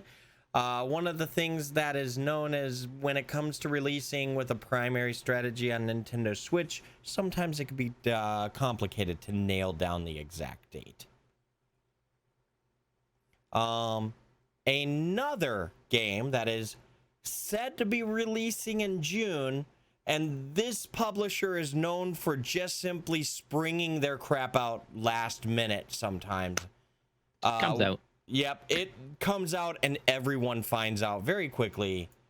Published by Devolver Digital. Let's check out my friend Pedro. I don't have a friend named Pedro, though. I've never been particularly fond of violence, but these are bad people that need to be stopped. So let's get crazy. Let's get weird. Let's get, well, bananas.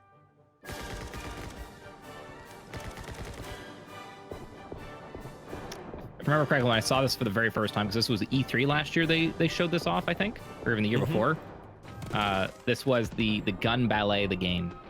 Gun Ballet, the game, is what people who've played it say that describes it perfectly.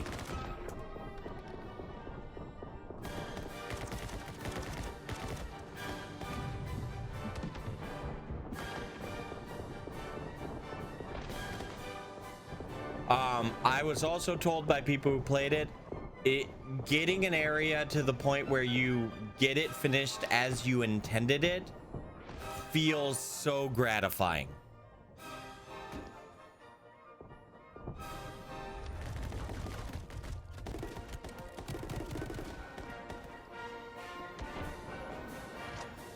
It'll be interesting to see how it actually plays out, though.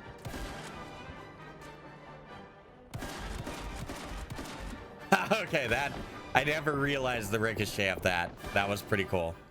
That's the shot, though. Beautiful.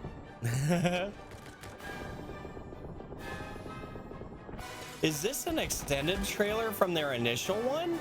I was just about to say, I don't think I've seen some of those other scenes there at the end. Yeah. I don't remember them, at least. But yeah, no, it's good. I think it's gonna be good stuff, man. This is definitely gonna be people are gonna enjoy it. So, developed by Dead Toast Entertainment, which is a cute name. Published by Devolver Digital, comes out on PC and Nintendo Switch in quote-unquote June, according to what many published PR reports advise or suggest. Oh, and just a shout out to Devolver Digital. If you haven't played Katana Zero, you're missing out. It's on my list of things to check out. So I need to play through Gato Roboto too, but that game, I don't think I can stream it. I'm going to enjoy it though. Gotcha. The next game has a story behind it.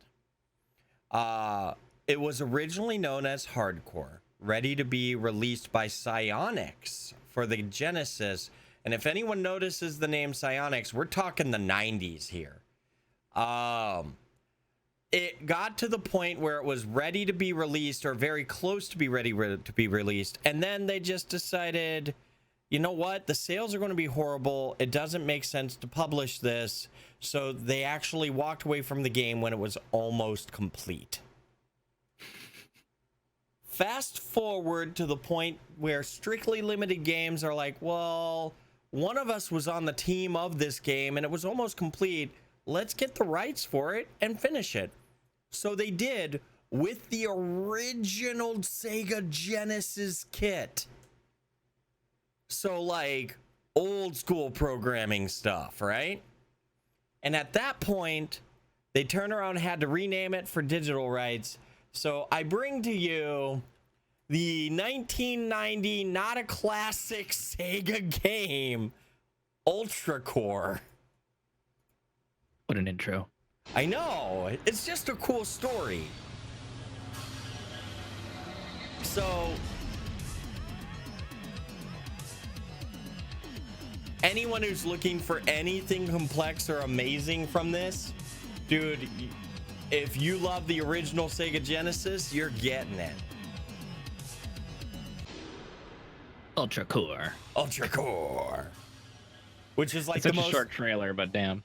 It is a short, but you don't get the story with that trailer. You know what I mean? Yeah. Okay, give me a quick second. I just need to go to the bathroom real quick. No problem, and that's a beautiful time. Be right back. So, oh no, don't worry, we'll wait. So, as we alluded to before, that is the end of our official June confirmed releases, full releases. I don't know if that's multiplayer, so if anyone has any games, I spent up to this point about 16 hours sorting through games, choosing which games would be on the list. The ones that aren't on the list are ones that aren't releasing this month, or frankly are just that quality. There are many of them that will turn around. You go to their Steam page and say they're releasing in Q1, and you go and have to look for PR reports and such.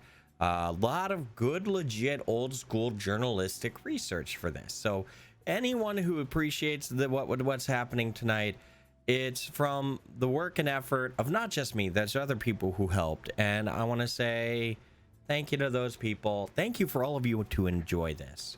There's still more to come. We still have the other categories much smaller.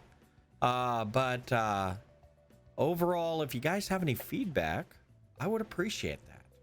If you guys... I'm back. Hey, welcome back. I'm just telling them, just the general story of the time it takes to produce and work on this. Yeah, 16 hours. Part of that 16 hours was reviewing all of the feedback and the thoughts on how things worked last week and re-evolving the spreadsheet and the data gathering and planning. Morag, you're looking at the difference of the spreadsheets. It's obvious. Yeah. So, by the way, one thing we should announce after the show, I will link, we should link the playlist on YouTube of all the trailers if you want to go back and check out the games again. Yeah. Yeah. Yeah. So, okay, Bomb Burst, this is technically a re-release. I got you there. But it never released the first time. It is the first time the game ever released. We should state that. So it's just a release of a game that's been in development for 2 to 3 decades. Did Ultra Core come out a few months ago? Son of a... What? Morag, everything's a re-release. Everything is a re-release. I'm glad I spent so much time researching these games. But they're doing a physical pre-order until the end of June. Oh, okay. Do you guys want a physical? I mean, a physical copy of this game? All right.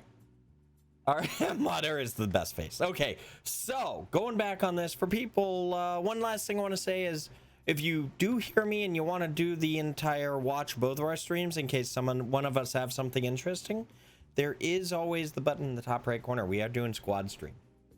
Squad stream. What?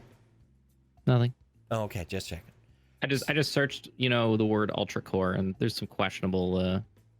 Yeah. By the way, that is one. There are some game trailers that got me to learn to research in incognito mode, and this one reminded me why I search in incognito mode when I research. Male Ultra Core before and after. Do not buy until you Okay, I'm done. Okay, Morag, time to say something epic involving the words early access as like a category shift. Early access time. Early access time. This had 100% positive reviews on it. Yes, it did. It is leaving early access after an extended stay on June 4th. Let's look at where Reventure has gone.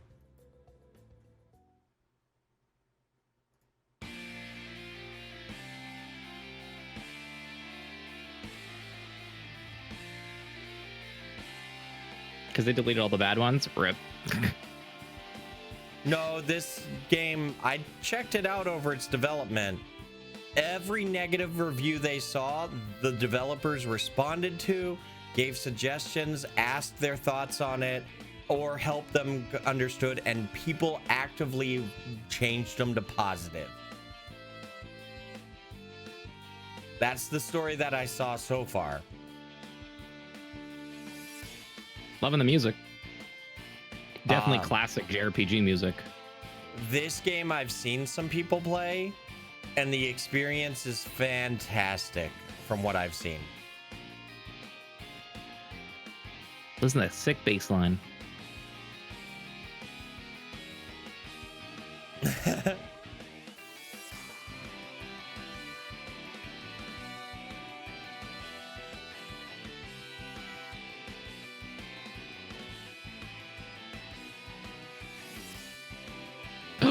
Yes. What?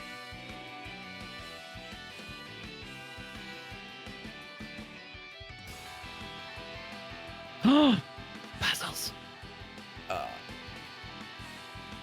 Well, this is going on my list. Yes, this is very much a you game. Yep, that's a me game. And it's on. Leaving early access on the 4th of June. Son of a bitch. I would say more about it, but I just want to see your impression when you play that game.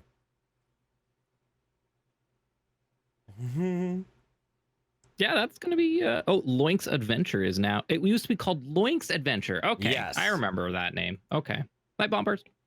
Okay, I remember. I remember this game. It's a fantastic game. Oh look, Elegy even recommended it too. He goes and says, charming, entertaining, puzzling, and just all around a good time. It parodies its source material quite well, and it also develops a life of its own. For a couple bucks, especially, this will give you quite a few hours of laughs. Definitely recommend. There we go, from another fellow broadcaster. I watched Admiral Baru play it. I did laugh a few times just out loud unprompted. So the next game we're going to check out is entering early access on the same day, June 4th. This is Shattered, The Tale of Forgotten King. Ooh. Both music and visual. Mm-hmm. So as a reminder, this is going into early access. So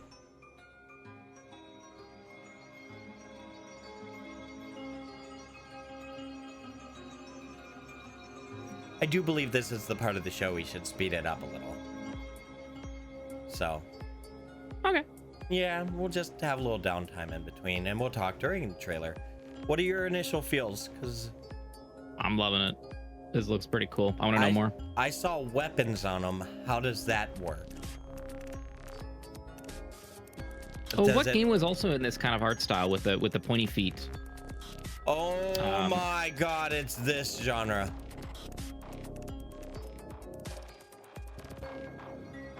Sorry. Combat like that's gonna get a lot of attention. You know what I mean? No, what was it? I played it. It wasn't very good, but it was fun. Oh, the one that was the like where I got my haircut. The roguelite Dark Souls is how they pitched it. Yeah. Can't remember. Anyway, though, what do you think about that? First impressions, everyone. I do like the art style. I agree with you, Necro. Necropolis, that's what it was. Necropolis, that's what it was, yeah. Necropolis was the familiar art style. Yeah, this is their first game, too, being released. I want to do some investigating into this dev team now. Okay. Redlock Studio feels very familiar. They haven't released anything. Wow. Well, speaking of a game, you may have noticed that this game has gotten some hype on Twitch lately. A major advocate of the upcoming game is Bikeman.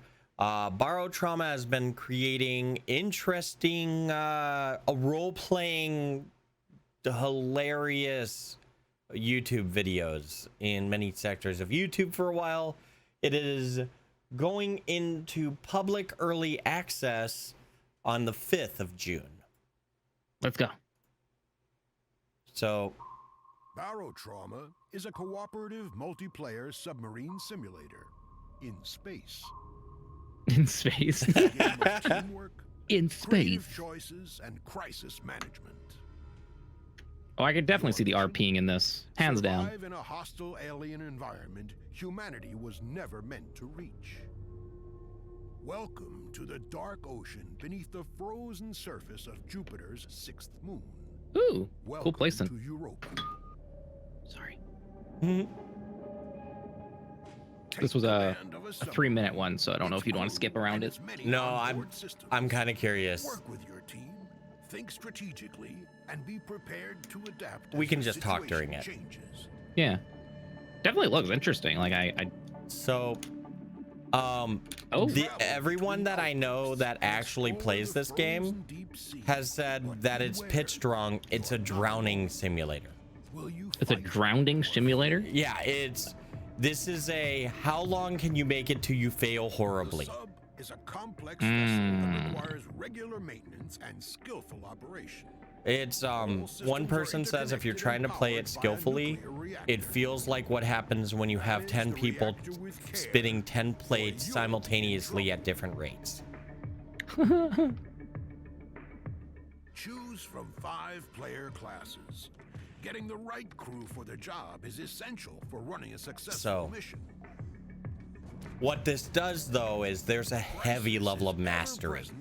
So if you have people who get really good at their jobs, you get to do things amazing. Yeah. I will say this, Morag, I will play this game with you. Lies a diverse world, rich with resources, flora and fauna. Explore the different I'm gonna hate games like this. If you have the right crew, though, like a crew that actually wants to play it seriously, you know. My problem is I learn games extremely slow. Well, if it makes you feel better, you could be the medical officer. You're not in charge of repairing the body of the ship, just bodies. Crafted from the raw resources you'll find in the environment. Also, Mr. how much have you done on Minecraft? I'm just saying. You can build your own submarines and monsters with in-game editors and share your creations with other players. Borrowed Trauma has several game modes for both single and multiplayer. Well, there's a single too. Okay. Come up with your own ways to play. I think single might be a good place to actually learn stuff though, before you do multiplayer. Or you and I could just play 2-player. And embrace the abyss.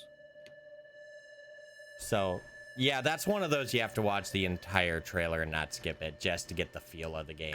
You know what I mean? Nope. I agree. So, that was Borrowed Trauma. That's one of those, like, I could see finding you playing it with mods and such. But for people who didn't catch it, there was a 16-player game of 16, like, 500 to 3,000-esque concurrent viewer people on one ship yesterday.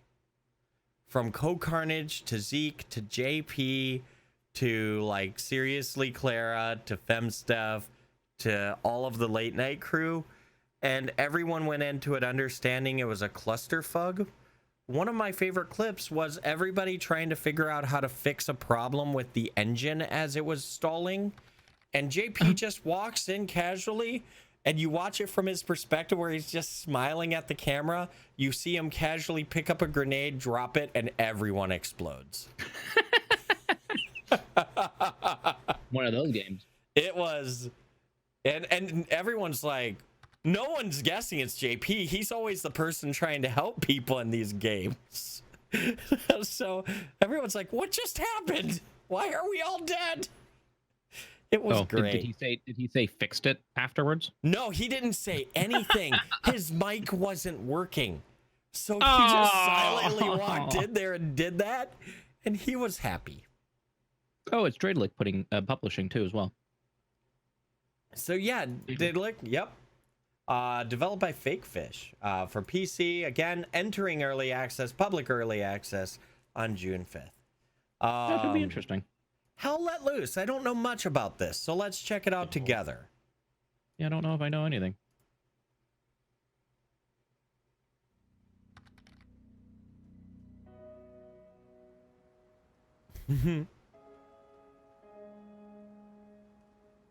If anything, like the PR campaign that they did for that game, Mew, for yesterday, it wasn't to get audiences hype for it. It was to get streamers hype. Yep. That said, if you want a better impression, watch the Late Shift play that game. They're actually trying to do well and learning and helping each other. So that's a way better first impression.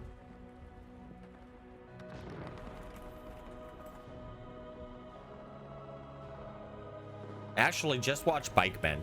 Bike Man will be connected to people who are trying. Okay, so this is a great cinematic. I have no idea. Hell Let Loose. War the game again? World War II simulation action. Team 17?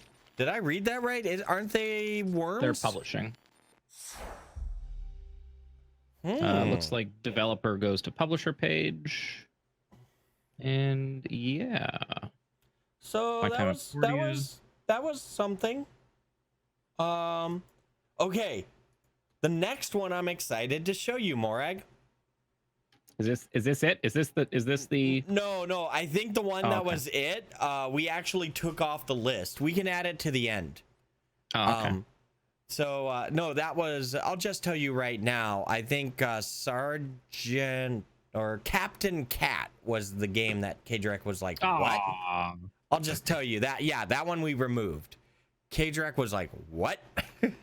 Okay, so this game we looked at last month. I know of this one. Yeah, and the one thing you said is this looks interesting. It looks like a quirky premise, but it doesn't show any gameplay, right? I see this is the official launch trailer though now. And this official launch trailer has plenty of gameplay.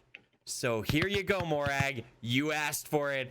Here's Road to Guangdong, or however you say it.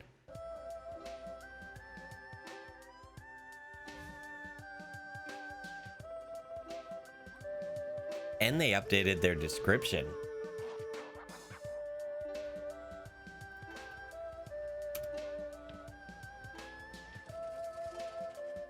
Join s0e2 and her aunt Guma as they cross China to catch up with old relatives and revive the family business.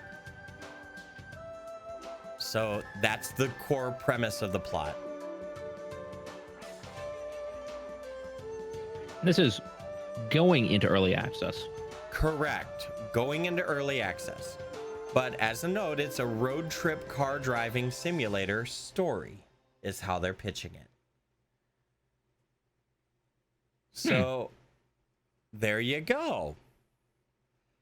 Now that we know what the actual premise of the game is, I still need to see more. One of the PR pages that I saw referenced other driving games or such where you create your own story that they were inspired by, like My Summer Car or something like that. But they decided, you know, there's a really cool story we could do about that. So while you're doing all these objectives, you've got a goal and a story to progress with characters that you can build a love for. Oh, I did get an email for this. So let's see here. 40 minutes of content, which is streamable right now. It's a press preview that's exist. I'm just seeing if there's any information I can pull out of this too as well. Roads now feature heels and twists. NPC vehicles have now been added to the road. Completely redo the opening. Brand new story segments. s0e2 accompanying the other person to the restaurant. Finish up some personal business. Heading off on their journey. Grab your keys for another road trip from the leading publishers of automotive injuries. Join s0e2 and your aunt across the ocean or across China to catch up with the relatives, family, up to the business. I already said that. Do you have the mechanical? Oh, there's a good one. Do you have the mechanical know-how to keep your aged car on the road and complete your quest? So I think that by itself actually helps to talk about that quite a bit. Yeah, so as a whole, this feels like it might get its own little niche on Twitch in the way of the My Summer Cars and such.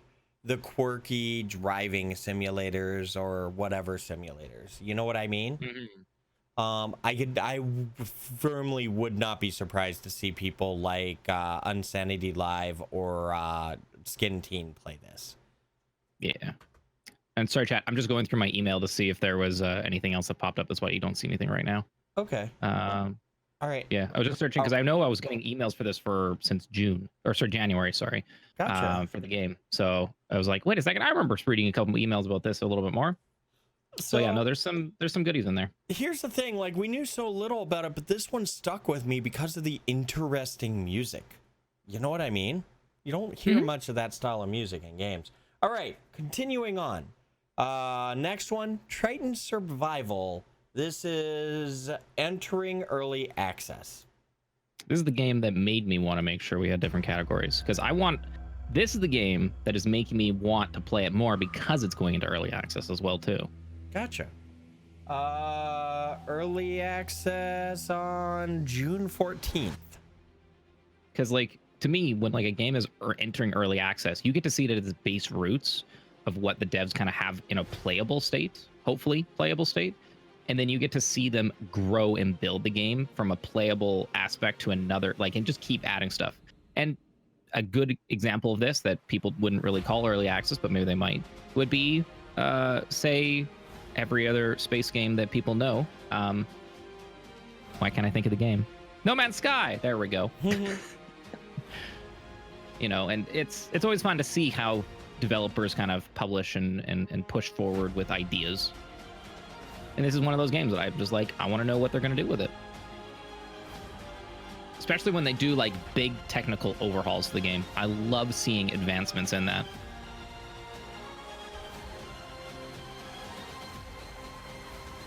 But this, I want to see what they're going to do with the mobbing. That's the big portion. I'd love to see what they're going to do with that. Gotcha. That is Trenton Survival from Dreamsoft Games. And next, we're checking out Tech Corp Early Access. Just going right into it.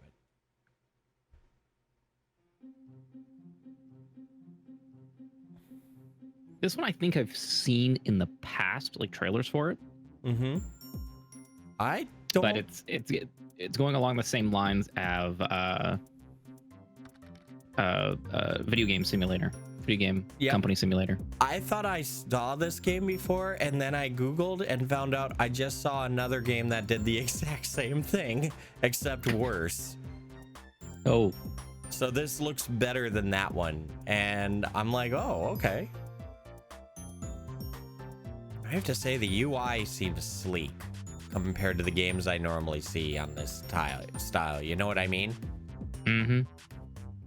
Well, it's like some problems that I have with some games that put in like multiple menus and whatnot, is that menus should have a purpose, and they should be kind of, in my opinion, independent of each other sometimes, if it's going to end up doing it. Like stuff shouldn't really cross over, I guess you could say. Yes. But, and with that, just seeing all the different UI stuff, when a UI popped up, it was meant for that feature. Gotcha. It's kind of like, you know, looking at like gauges in your vehicle. Each gauge has a reason, and it's not trying to pull information from something else. So that game had multiple press releases in the past saying August. Then I found a few that said they kicked it up to what seems to be June 20th. They want to enter early access. They've put out games in the past. Quiz Night Tonight, Avlo, which are both VR games as well too. So this looks to be their first non-VR adventure. Got it. The next one we're going to look at is leaving early access, and this is Warsome, the Realm of s0e2. I just want to say one thing. This might not be everybody's jam, but if you're the person out there, good for you. Random note.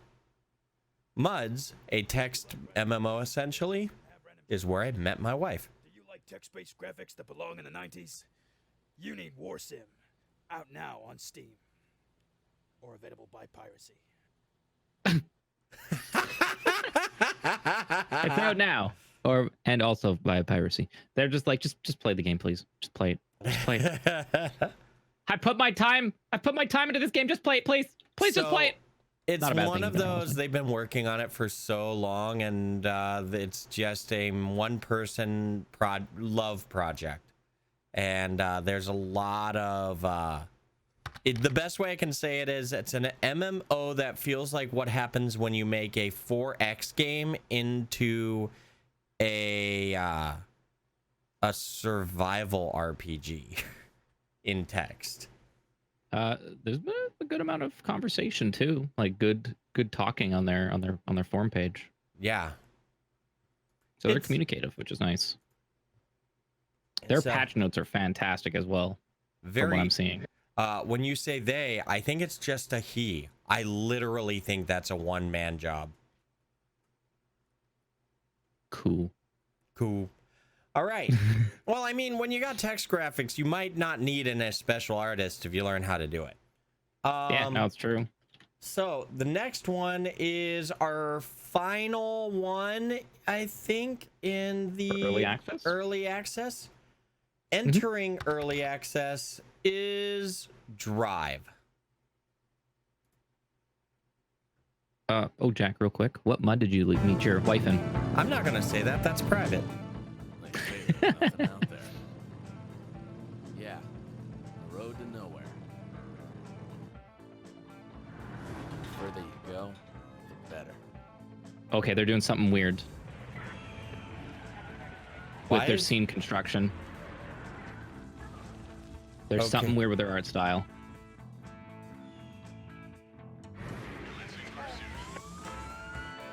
Their animation style is weird.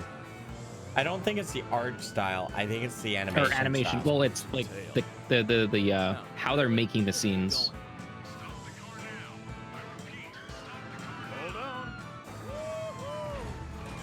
There's a rule of animation about how you accelerate and decelerate from that, and they're doing it hyper. They're doing it very hyper instead of eased. No, one of these scenes at the beginning, seeing like when they pulled the camera down, and how when they drove past one of the signs moved, but the sign didn't look like it moved right, and it looked like the layering was weird on it compared to other stuff. Oh, but okay. It was just a weird like how they designed the scene, but it doesn't look like that is the actual gameplay. That's just a cinematic. Gotcha. So because hashtag this is not right. This can't be right. This feels This is not weird. This is not the Steam page. This is not the right Steam page. Was that just the wrong thing? It's the wrong Steam page. Yeah. Okay, because I'm looking at right. this. Hey, chat, does that look like something releasing on the Oculus Rift or the Vive? I'm just saying it doesn't look. You guys may have just watched a random game, and that's okay. That might not be the drive we were looking for. Well, I'm doing investigating. But I won't be able to throw it in easy, so we'll just move on. Okay. What we just saw was hashtag drive, not drive. It's available for Android and iOS in early 2019. Yeah. That was in October. What is this? That was a bad link. No, that was bullshit. Okay, we're moving on. So what's the Steam page then? No, it's wrong. Just everything is wrong. Can we all in chat agree that this did not exist and we can move on? Can you give me permission to wipe that from your memories? Okay, well, the other one's just a VR driving game. Have fun. Here you go, chat. Have fun with the VR driving game, which we did not just look at. No, it's okay. Yeah, guys, VR. Nope. Yeah, Scorian, you are not supporting my need. Mordrake, you are my champion right now. Okay. Mutter, that is. Hey, let's just go on to something that is really cool. And I know there's been a couple community members that have been looking forward to this. Yes. Hey guys. By the way, before we move on, we are done with early access. It is time for us to look into expansions, DLCs, and patches. We need a sound effect. Oh yeah. Oh yeah. Patch it. There you go. That's our transition noise. Patch it. All right. First, patch it harder. Faster. Yes, I'll do it faster, like now. There we go. Faster. Clicking. For millennia, we studied the heavens, hoping to find our answers among the stars. Weird. I know. What was weird? Only now is it clear that all that time we were looking in the wrong direction.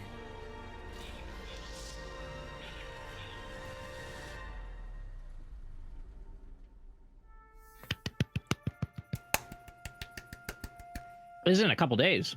Yes. Stellaris's patch, or story content, Ancient Relics, is coming out on the 4th of June. While that has exclusive content like all the story packs, it also comes with a major patch for the game. Even if you don't have it, the Wolf Pack, it fixes many of the bugs that have been introduced in the previous one, and it also continues to do a lot of adjustments. Some of the most notable. Do you know about this patch yet, Morag, or no? This game keeps changing, and I can't like play it fast enough. So do you remember how megastructure or like habitats or ring worlds required you to go up the major paths or something? Mm-hmm. Those are now research-based and improved and optimized. Ooh. The mega structures have been revamped, retooled, and are now very useful again after the last patch. The last patch, which I don't think you played, also revamped the way the entire planet interface worked. I have only played the very first patch. You need to revisit that game. Actually, when I say patch, I mean the very first game. That's like when it was first released. Yep. The last patch fixed a lot of the micromanagement. They went so far as to revamp and redo the sector system, or the first chunks of the sector system, again in this patch. The one that's coming up. Do you know how you're like, hey, I can automate this planet to produce this or that, right? In a normal game? Mm-hmm. Number one, they really worked on the AI so it's not bad.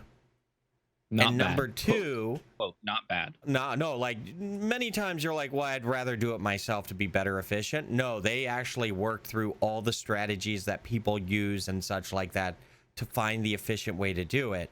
But even more, just in case it wasn't efficient enough, when you automate a planet like that, it gets a bonus like 20% build speed or 20% production. So doing that means that even if it is less efficient than you, that offset makes it efficient enough. No, fair enough. And I'm like, that is brilliant. That is the first 4X game I would want to not micromanage every aspect of the game. You know what I mean? I'm not going to lie. When I first played the game, I enjoyed all of the micromanagement. I know, and the micromanagement just feels efficient and smart now. Oh, shit. Marathi's playing on the front page right now. Yeah. Right now, that's good for him. If you don't know Marathi's excellent. So I know we've rated up into him quite a few times. He's rated on me. Marathi's excellent. He's been on the podcast. He's who I play for the king with every week. Oh yeah, you played with him I actually popped in a little bit when I saw you guys playing, and you guys were talking about when you normally switch over your content and whatnot. Mm-hmm. So I'm sorry, I can only say good things about Stellaris, specifically recently. Hi, Rock Demon. Thanks for 35 months of Hybu. Also, make sure to go tell Marathi I'm stealing his content right now. Oh, okay. Hold on. Hold on. Well, hold on. Like front page of Twitch? No, front page of Steam. Well, for the game, he's at the top of Steam right now. Oh, really? So he's doing a dual stream right now, which he may or may not be allowed to do, but who knows? I don't want to bug him. I'll bug him later. Anyway. I'm going to go bug him. You bug him. I'm proud of you, Morag. Squashing opportunities of your friends. Yeah. No, that's not what that's about. No, that's not a... I can't spell his name. Why can't I ever spell his name correctly? Okay, so the next game we're going to be looking at as a patch. The definitive patch. By the way, can we all say the definitive patch is the most hilarious patch name ever if they patch after the definitive patch? Anyway, going back. A game that came out in the past called Omen Sight had some thoughts about the way the game ended. And after a lot of effort improving the game through that, their definitive patch actually gave feedback in there where they have additional approaches to the ending and also after endgame content, apparently. So we are going to take a look at Omen Sight after it plays. There we go. Click. Snap. Click. So I think this is the change. Your presence is the sign of the darkest of times. Look at that combat. So one of the things that they did in the definitive edition is literally redo all the shaders, graphics, and everything in the game. They just took a beautiful game and made it more beautiful. But for you, the day begins anew.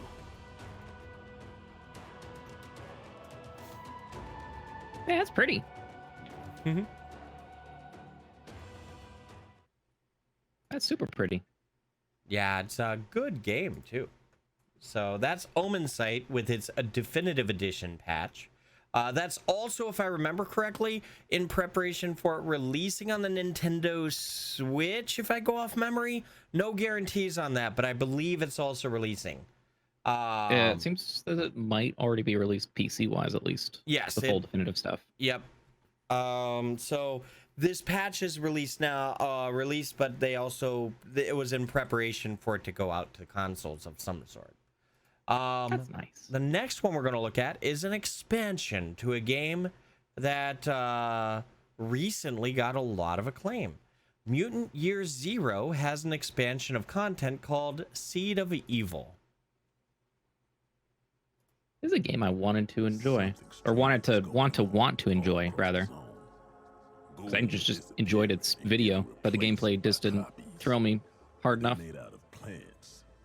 The XCOM-like, or the XCOM-like combat? Yeah. But like this environment and just character of the whole game is just really up there for me. So but it's cool to see that they are still making content for it, though. New story, new mutant. A lot's happened since. Anyone in chats end up playing this at all? You could use your skills. That's a duck. Stalkers got each other's backs, right? What happens to you happens to me.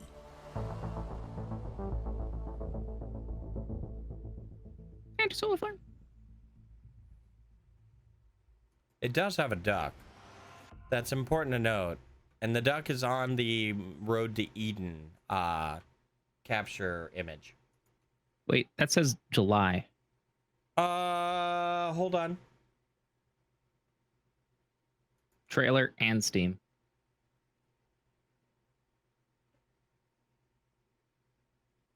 There is a note here for the 26th. I don't know why I got that. Hey guys, we might look at this next month. I read maybe that was a bad copy pasta. Because I remember that being a July 30, now that I think about it. Hey, dude, something for the future. Hey, look at it this way. We may be showcasing 52. We've got over 100 games on the list. So that was a lot of work. But what about this next game? No, we're done with that category. That's that completes. Oh, patch it. Morag, we each picked games that we're looking forward to, right? Yeah, just ones that were coming out, and we just like, hey, when is this actually coming out? And then we research it, and we're like, oh, has no release date. Or even if it did, 2019. Yeah, even if it did, it was just like, it's like picking your nose. Whether you realize it or not, you look down and realize this is something I did, and I have to live with it. And that's what I felt with when I looked at one of my trailers that I saw out there. And when you saw this trailer, you're like, we just got to talk about it. Yeah, we have to talk about this one. So, and like right now, I'm just showing what like the thumbnail is. I don't know if you can see the thumbnail on your side. It's if it's the thumbnail that I think it is, I did. Is it the head exploding? Yeah, it is, and it's weird. So yeah, it's weird. Morag, you introduce this in whatever way you want, friend. It's speaking simulator because we all don't know how to speak properly. So this game is going to teach us, because every simulator is a real life reaccountment for how to teach you how to do stuff. So, chat, are you excited for Morag's pick of the trailer to watch? I'm curious. Okay, let's see. Let's do this. Let's do it. I hit the button. Did it go? Yeah. I'm sorry you're now alive. With the latest in robotic mouth technology. Yes, Your mission is simple. You must blend seamlessly into human society. You will degrade yourself by adopting their culture. Finally, a game made for this channel. You're welcome. Talking is pretty difficult. But should you succeed, it will be the first step to world domination. My fellow humans, I stand before you, definitely also. I like the subtle licking of the R. I was like, if they wanted to, they could have pushed that head over just a little bit more to the right and the text a little bit more to the left, and it would have been just good. But no, they purposely put those together just to make it look like it was licking. So I think that was purely on purpose.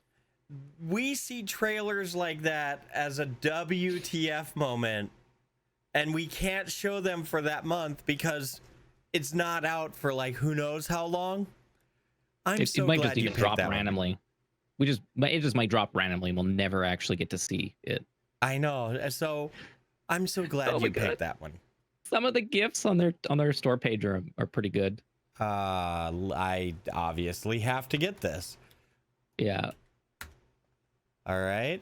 So speaking simulator, let's see. What the fuck is happening here? Beautiful. This is normal. I like how you can actually see like on that final GIF, or actually even on the top GIFs there too. They have the suspicion bar. Not a big deal. This is fine. So that's fine. That speaking simulator, whatever that was. My pick. I'm a geek for Square Enix and the games they pick to support. And every now and then I like a game for its mechanics, its story, or whatever. And sometimes someone likes to deconstruct the equation and say, well, this is stupid. Why does this always happen?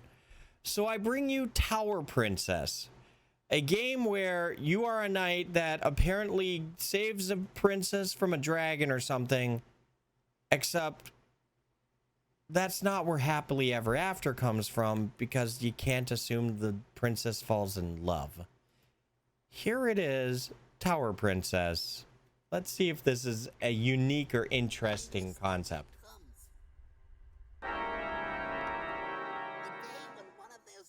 Ventures here and comes for me. That from all the princesses in this castle, he will choose the most beautiful and intelligent one. Oh, is it me? He will get all the loot and treasures. Or not. But it doesn't matter. There are a lot of knights in the castle. I'll be waiting here until one of them defeats the evil dragon. Eh?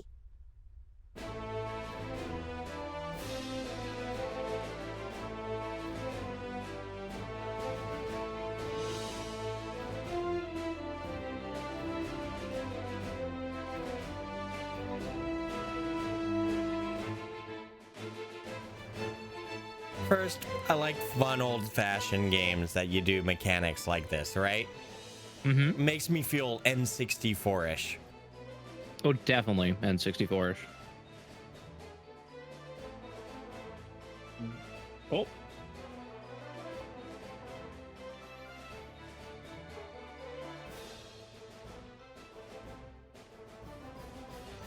Now, understand they're in like alpha to early access right now. They're in demo alpha phase.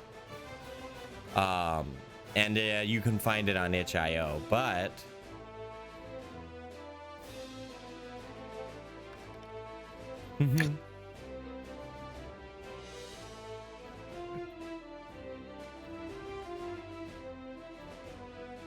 so when you finally get the princess, that's not the end of the game. It's apparently, in their opinion, the beginning, because then you not only have to get the princess out of the dungeon, but also woo and date her to the point where by the end she actually wants to be with you. So you have to get her out of the dungeon without pissing her off. That should be interesting.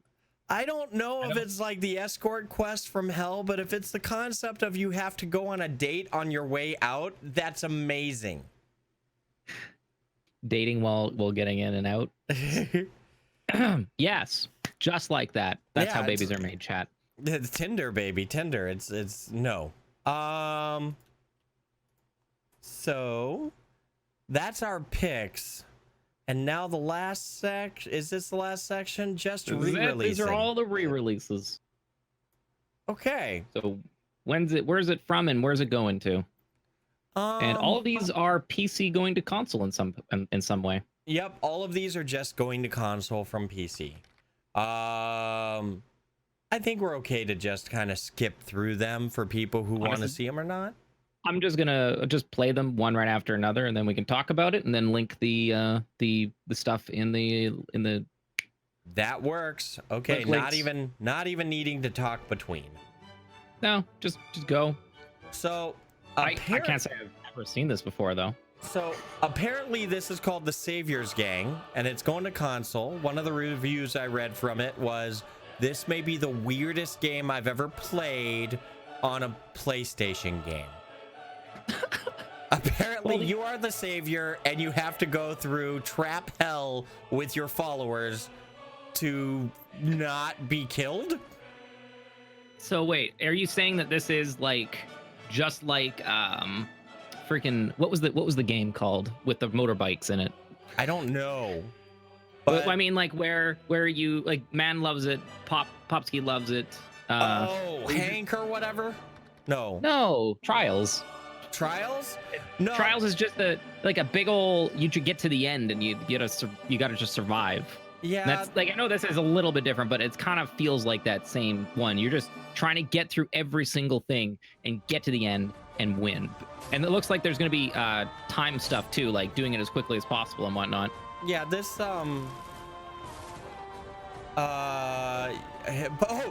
look, you're having a conversation with Pa.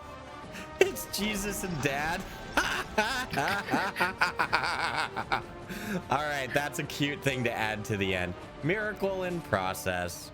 You can say that about it. Okay, fair enough, Mutter. Fair enough. You can't say that about almost any game. But all right. It's just that's the instant feel I got. It was like, oh, it's just like Trials. Oh my God, Lemmings Trials is a very good way of saying it, Lovey. The next one's called Another Sight. Hold on. No, that's not Another Sight. This is Legend of Heroes. Trials of Cold Steel 2 is launching. Oh, is this finally getting a date now? It's finally getting over to PS4 on the 4th of June. Yeah, because I know people were interested about this even last month. They're like that the date kept getting pushed back, if I remember correctly. Was this a Japanese PC release, or is this a first release actually? I think it's just it's already out for PC. It's just coming to PS4. PS4. Okay, just making sure.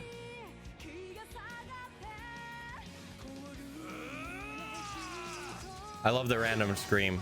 That makes me happy. Anime and respectful plot.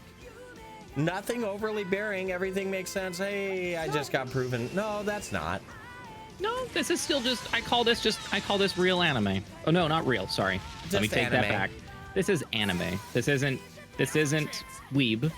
This isn't plot. This is anime.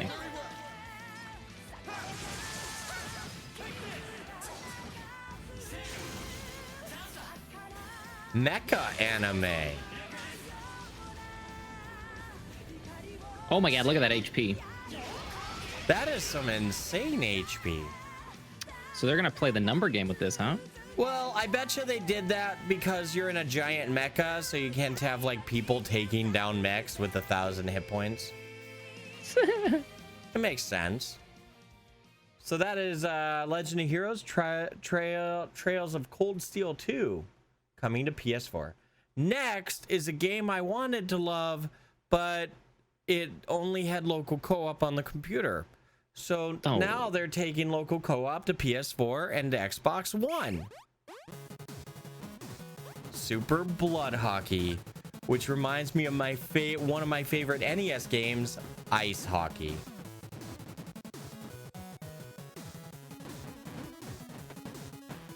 The thing I love about it is your body shape helps affect your qualities, like if you're thin or obese or something like that. So they actually have like a campaign mode where you're building up everybody. Well, I'm sorry, chat. We didn't even show that nudity on stream. I know. Twitch, don't ban us. Don't ban us. Hey, exhibition indeed.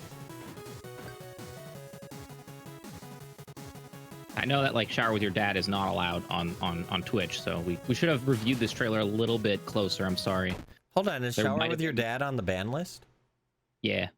Oh, Whoops. Did you play it years ago? Oh, you might have got it before it hit the ban list. Yeah, that's why I was confused. My wife played it actually. Nice. Yeah. Sorry. Let me go. Nice. Oh, we didn't do an intro sound to the re-releases. Released again. Oh no! I know. It's back. Back again. Guess who's back? Games again. Guess who's back? Guess who's back? Guess who's back? All right, I think that's what I'll do. I'll make a sound effect for that next time. Good luck. So here is another Spirit. Hey, guess what? Definitive edition. Another site. Another site, sorry.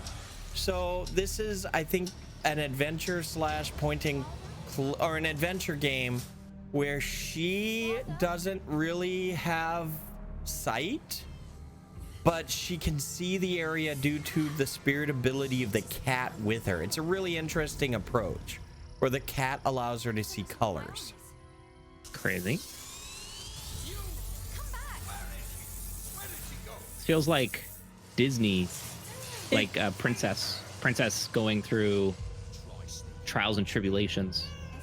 So yeah, it's interesting because as you play with her, it's all colors and, you know, shapes, and as you see the cat, you play as the cat, you see it as the actual cat. That could be interesting. And that's going to Nintendo Switch. Correct. Oh, and PS4. I was looking at the next one. No, not Switch. Sorry, Xbox One, PS4, and Mac. Okay.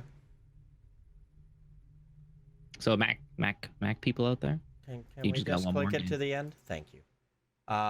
There we go. After another site. Please tell me we don't have to play it. Please. Did you break it? Please stop. Did you break it? You broke it, didn't you? Chat, this is fine. This is fine. Click this button. We win. Oh, okay, good. Mainlining. Yeah. I found another button. Excellent. By the way, I still have the speaking simulator on my screen. All I'm doing is looking at the guy's tongue. It's loading. Load. All right, try now. There we go. So that was the best start. Holy Amelia report. This game looks, I don't know anything about it, but it looks like many of the games you and I have enjoyed, like Orwell and such, one of those style games. It also reminds me a little bit about Hypnospace Outlaw. Yeah. Yato said they enjoyed this. Oh, you like this game, Yato?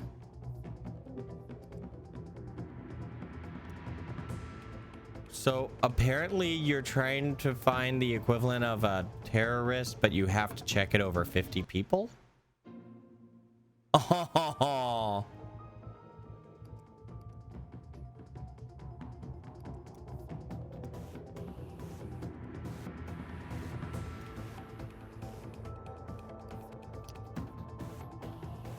So this seems like a really fascinating, you know, investigation game. Yato, would you say this is a good one to stream? Carmnesta also says it was a pretty cool game.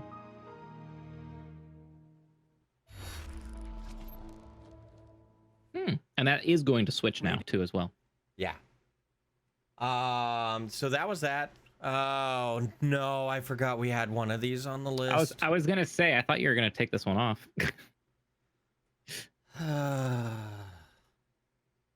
just look away. Just close your eyes, Jack. Just put your hands. I just hit play. Just put your hands Chat, over your face. I don't like scary games, and this is Slender the Arrival console trailer.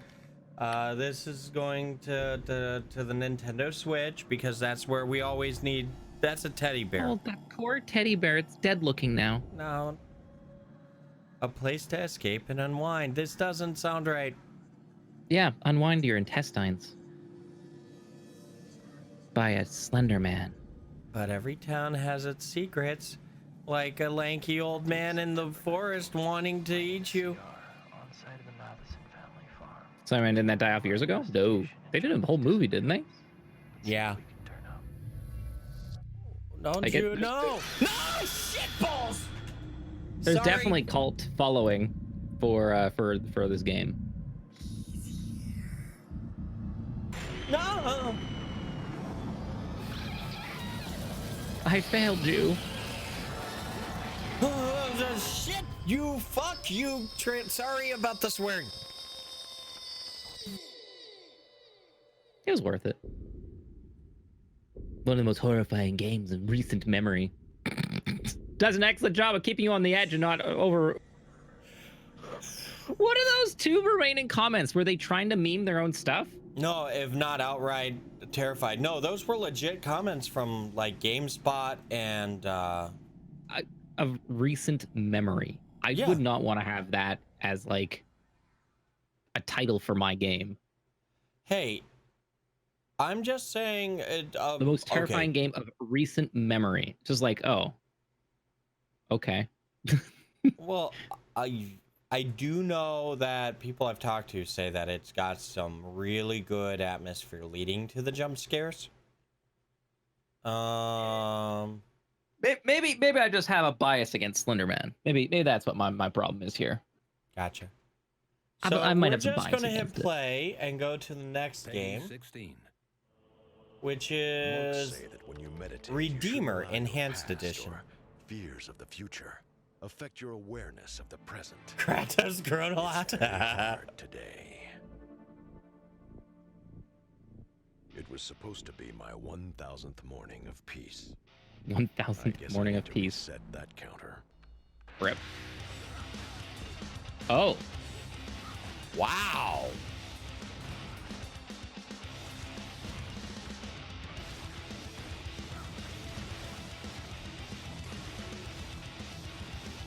So unnecessary gore genre.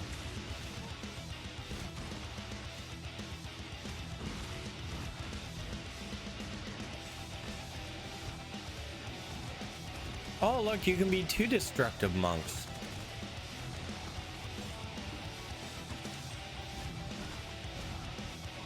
So this game is transitioning to PS4. I read that they have an enhanced edition, and the only thing I read is that they improve the menus. There we go. There you go, enhanced menus. Cool.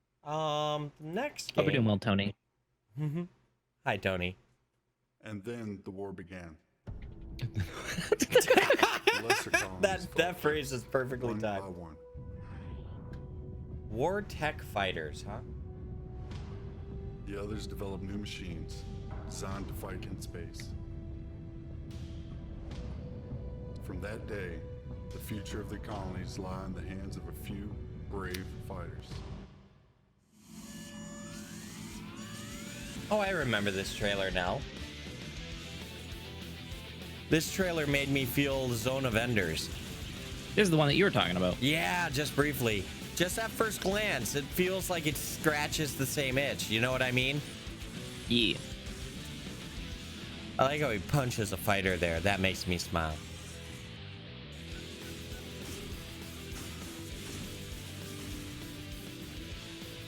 Feels very much like, you know, we're not Gundam, but you're playing a Gundam.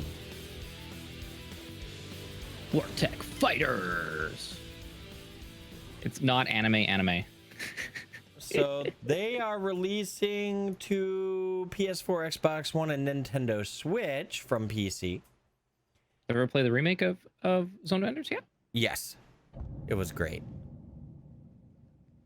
And next is Cursed. This is the last game.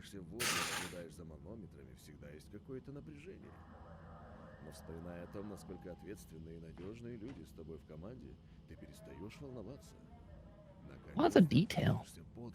This one, as I remember reading, is actually based off a real life story of a person who infiltrated an enemy submarine and their entire endeavors to sabotage and bring success around all of it.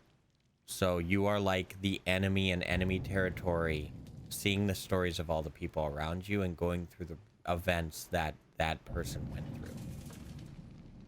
So it's a heavy attention to detail, apparently, is what I'm hearing. And this is going to Xbox and Linux. Yep. And PS4. And PS4. Yep. Now, did you glance at the one that was recommended to us? Is it legit coming out this month? Yep. All right, we'll add that to the list. It's going to be hard to add to the list. We'll have to add it manually, I think. I think I have the wrong... I have Blazing Chrome. That is not the right one for that. Okay. There's a... We'll go There we here go, for a chat. moment. And this link is the accurate link? Yep. That's in there? Okay, I was confused with the Blazing Chrome thing for a moment. Oh, yeah, that was one for the... for Okay. Krusk. It wasn't the right store page. Got it. So we'll load this. Now, this is one I have not reviewed. It's 1980X and is releasing this month. Yep. And who was the one that originally mentioned this one? Shout outs to them. Was this? I'm looking. It was Orphan Sensei. Yeah. Orphan Sensei. All right. So Orphan Sensei, thanks for sharing with the community a game you're looking forward to this month. And I was actually recommended this one a couple times now too, as well by a couple Gotcha. community members. Oh, that's not working. Give me a sec. I have to go up here because things are different. There we go. Does that work? Yes. Is this the one that's...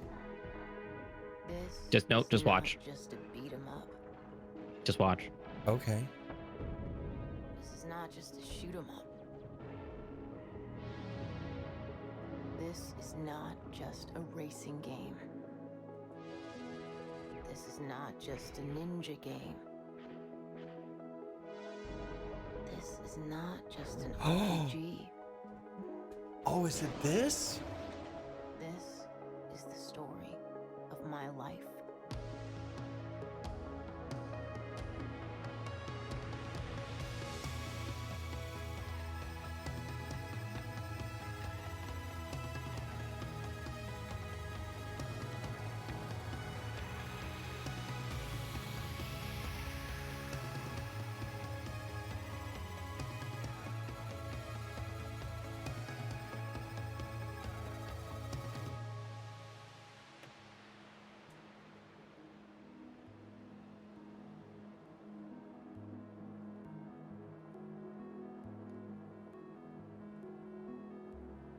They say that when you grow up, something inside you dies.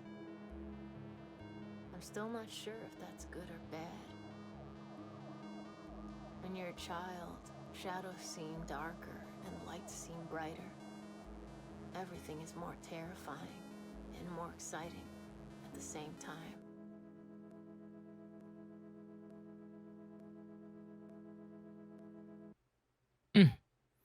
Okay. Such a good trailer. Orphan, thank you. That one was so far off my radar, and you have given a pleasant gift. And that, my friends, is the final trailer of the June edition of our big trailer show. Sub 4 hours. I'm happy about that. New record. Yeah, no, that felt good. Now, I have a question for chat real quick. Go ahead. How we did the last kind of re-release area, do you want that style throughout the entire thing, or would you rather have the little interlude stuff that we did during the beginning portion of it? For people that were here for both of them. That's a really good question. I'm really curious. Both chats, please, if you could take a moment to answer that. Yeah. That Either will shotgun help us with commentary over. Yeah. That will help us severely know how to prepare next month.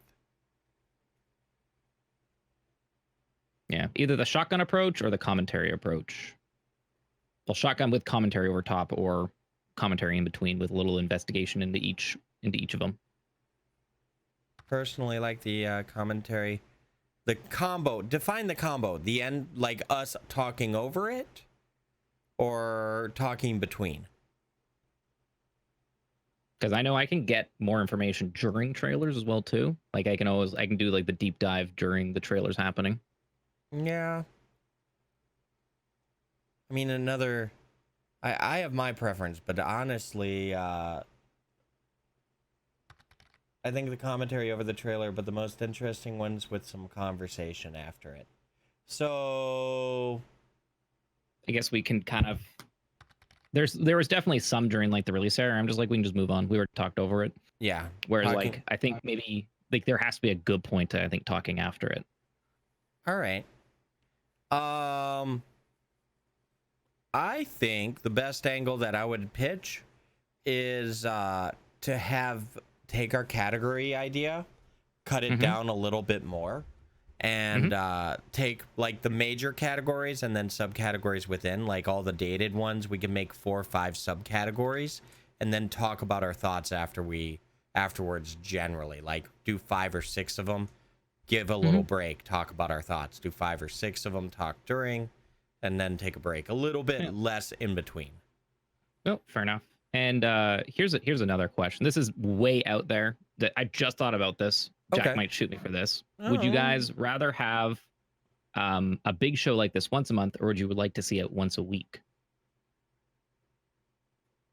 With all the individual categories too, early access, re-release, all that fun stuff.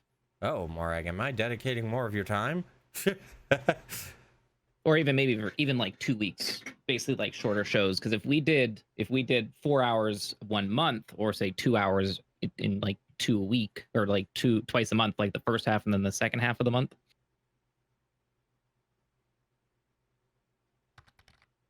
Bi-monthly? Monthly or bi-weekly? And then we can cut down on the categories. Because if you want to cut down categories, it frees up that full release one then a little bit, and then it makes it so then people can look forward to a little bit more about the early access stuff, and it also gives people more of an opportunity to give feedback to if like for stuff that is upcoming that they're getting hyped about too as well that we might miss. Some of the automation I'm building on would make that a lot easier to work on.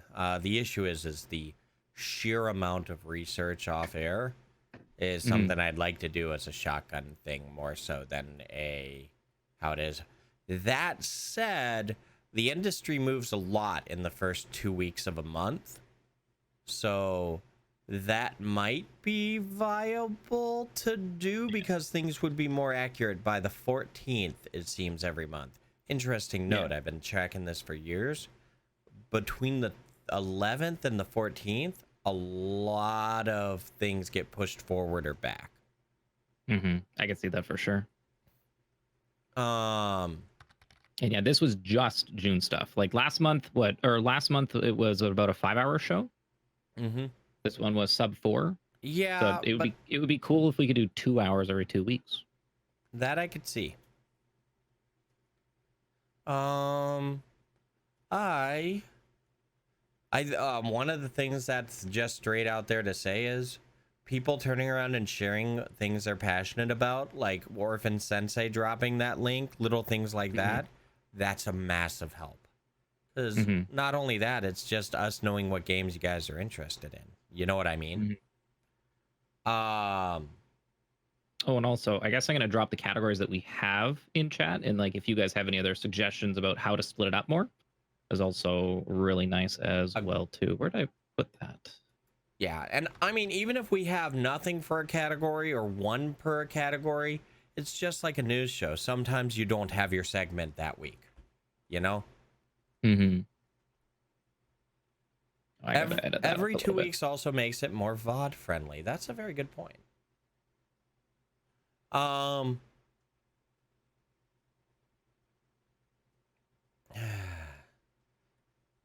Morag, by the way, thanks for shoving this online in front of the community before even pinging me on it. I love you for that. No, jokes aside, it's perfectly fine. I'm glad you spoke up with that right off the top of your head, though. I'm glad you hit that one while it was hot. patches would be part of one of those. But if you think of like there should be anything else that should be kind of drilled down between those, definitely let us know. Like, I will have to say, splitting off entering and leaving early access was a really good idea from you. Re-releases, I think it felt real good just to get them all right down on their own.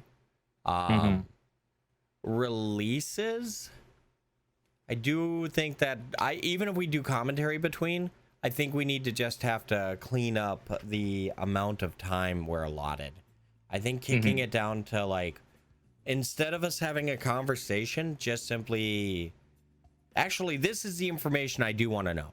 Between the episodes, was there something in particular that you guys felt was fascinating? Like when we dove into other games by the company, or when we looked at content specifically from the Steam page? Is there any of that information you felt valuable?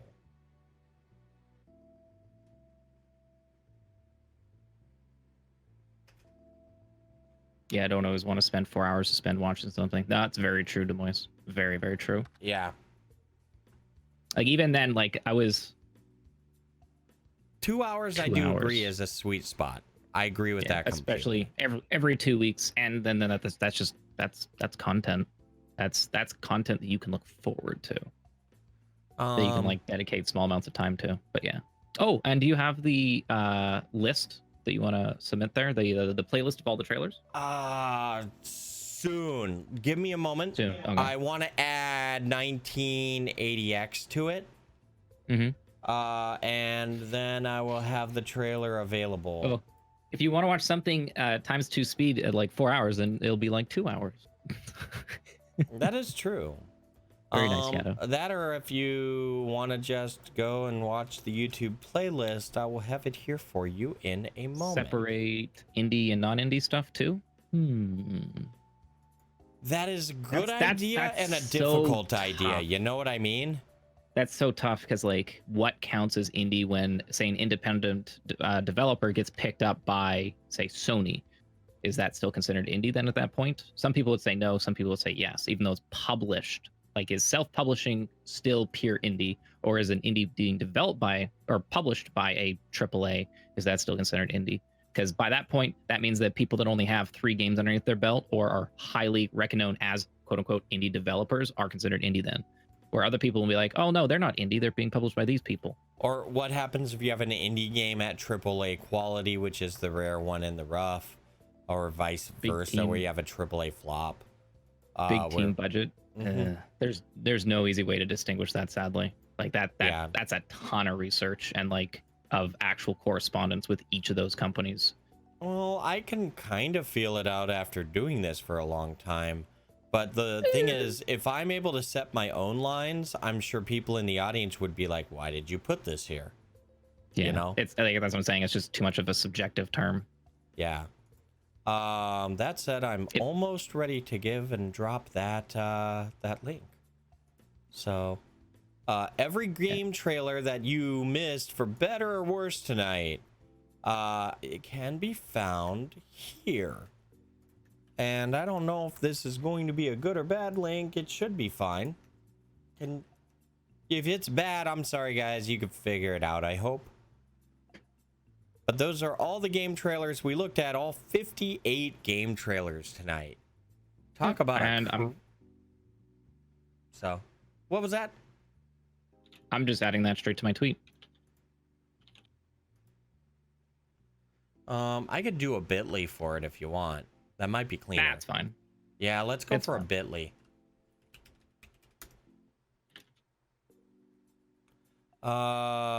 Also, one more suggestion I would love from the community, if they'd be okay with this. We need to find a good name for this show. Like, I'm gonna tag it with my name because it's my YouTube channel. Cool. Making sure.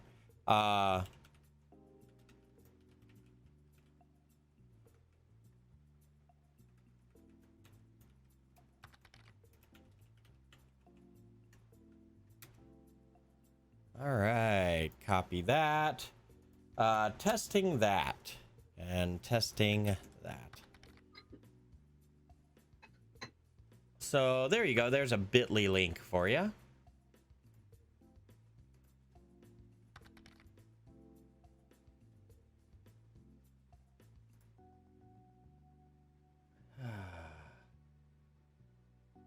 Jack, upcoming releases. Jack. TheJack. But seriously, just diving into this. Thank you everybody for chilling. Morag, I know you're continuing with your content tonight. What are you doing? No, I'm actually going to be taking the night off because I still want to rest a little bit from yesterday. Oh, well, damn, you should actually. That's a good point. tehMorag, 30 hours is a long stream, man. Yeah, it is. I've got friends playing games still, and I want to join them. So I'm going to end up the night. Frankly, I've spent a lot of extra hours working on this project, so I'm going to take the rest of the night off too. So we got to find someone to host. Just throw your name. What? Throw your name in Discord. Oh, okay. Yeah, I haven't been able to watch Discord because my screen has been everything but Discord.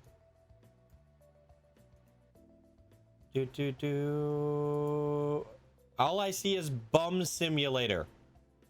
In your chat? Oh, you put it there. I'll throw it there then. Oh yeah, no, that was one of the ideas I was looking at actually. Great. Perfect. Great idea. Hey guys, do you know the best part about partnering with Morag? Number one, you can subscribe to his channel and turn around and realize that he's as cool as I realize he is. That's just a sellout phrase. The real thing is he's just as intelligent and is able to randomly bring up some of the best ideas, like raiding Marathi. Pyro just put in a really bad name. It's Mug, monthly upcoming games. Son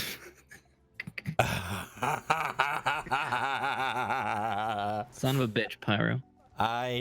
Pyro? It's the Mug Show. All right, as much as you hate that, I think you can agree that's brilliant. There's some good branding behind it too. It could work. Oh my god, I just got an animation of everything zooming in and zooming out of the mug. No. Morag. It was said in my chat. You lose all monetary gain from anything you say in my chat. I'm sorry, the idea is ours now. No. Okay, first and foremost, as much as I appreciate that, I personally can't justify Mug just by the nature of Cup. If anyone can figure out a way to cup it, that just sounds sick. Anyway, cup it. No, that's the best part about cups is that it's so all right. lewd.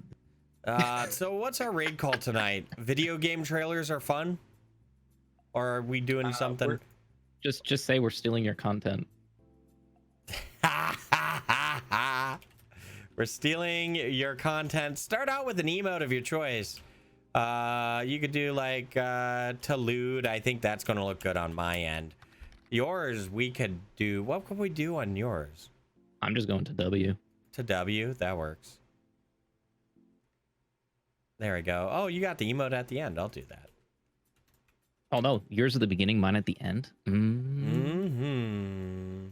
Everybody in my chat, if you want to do We're Stealing Your Content, but if you don't have a Jack emote, use a Morag emote or anyone else's emote, no problem. Clipped upcoming games. Oh, clipped upcoming programming. You know the best place where people can give their feedback in between the monthly show, which, by the way, our next monthly... Yeah, go ahead. Community Discords and Twitter? I think so. You can find us on Twitter, respectively, at twitter.com/Jacklifear or /tehMorag. Yeah. But the question is, where can they find your Discord, Morag? You can find my Discord at discord.gg/tehMorag. Well, that sounds familiar. It's like you could do discord.gg/Jacklifear. Oh my goodness, can I join your Discord too? I can join your Discord. You can join both doing Discords? it. Everyone's doing it.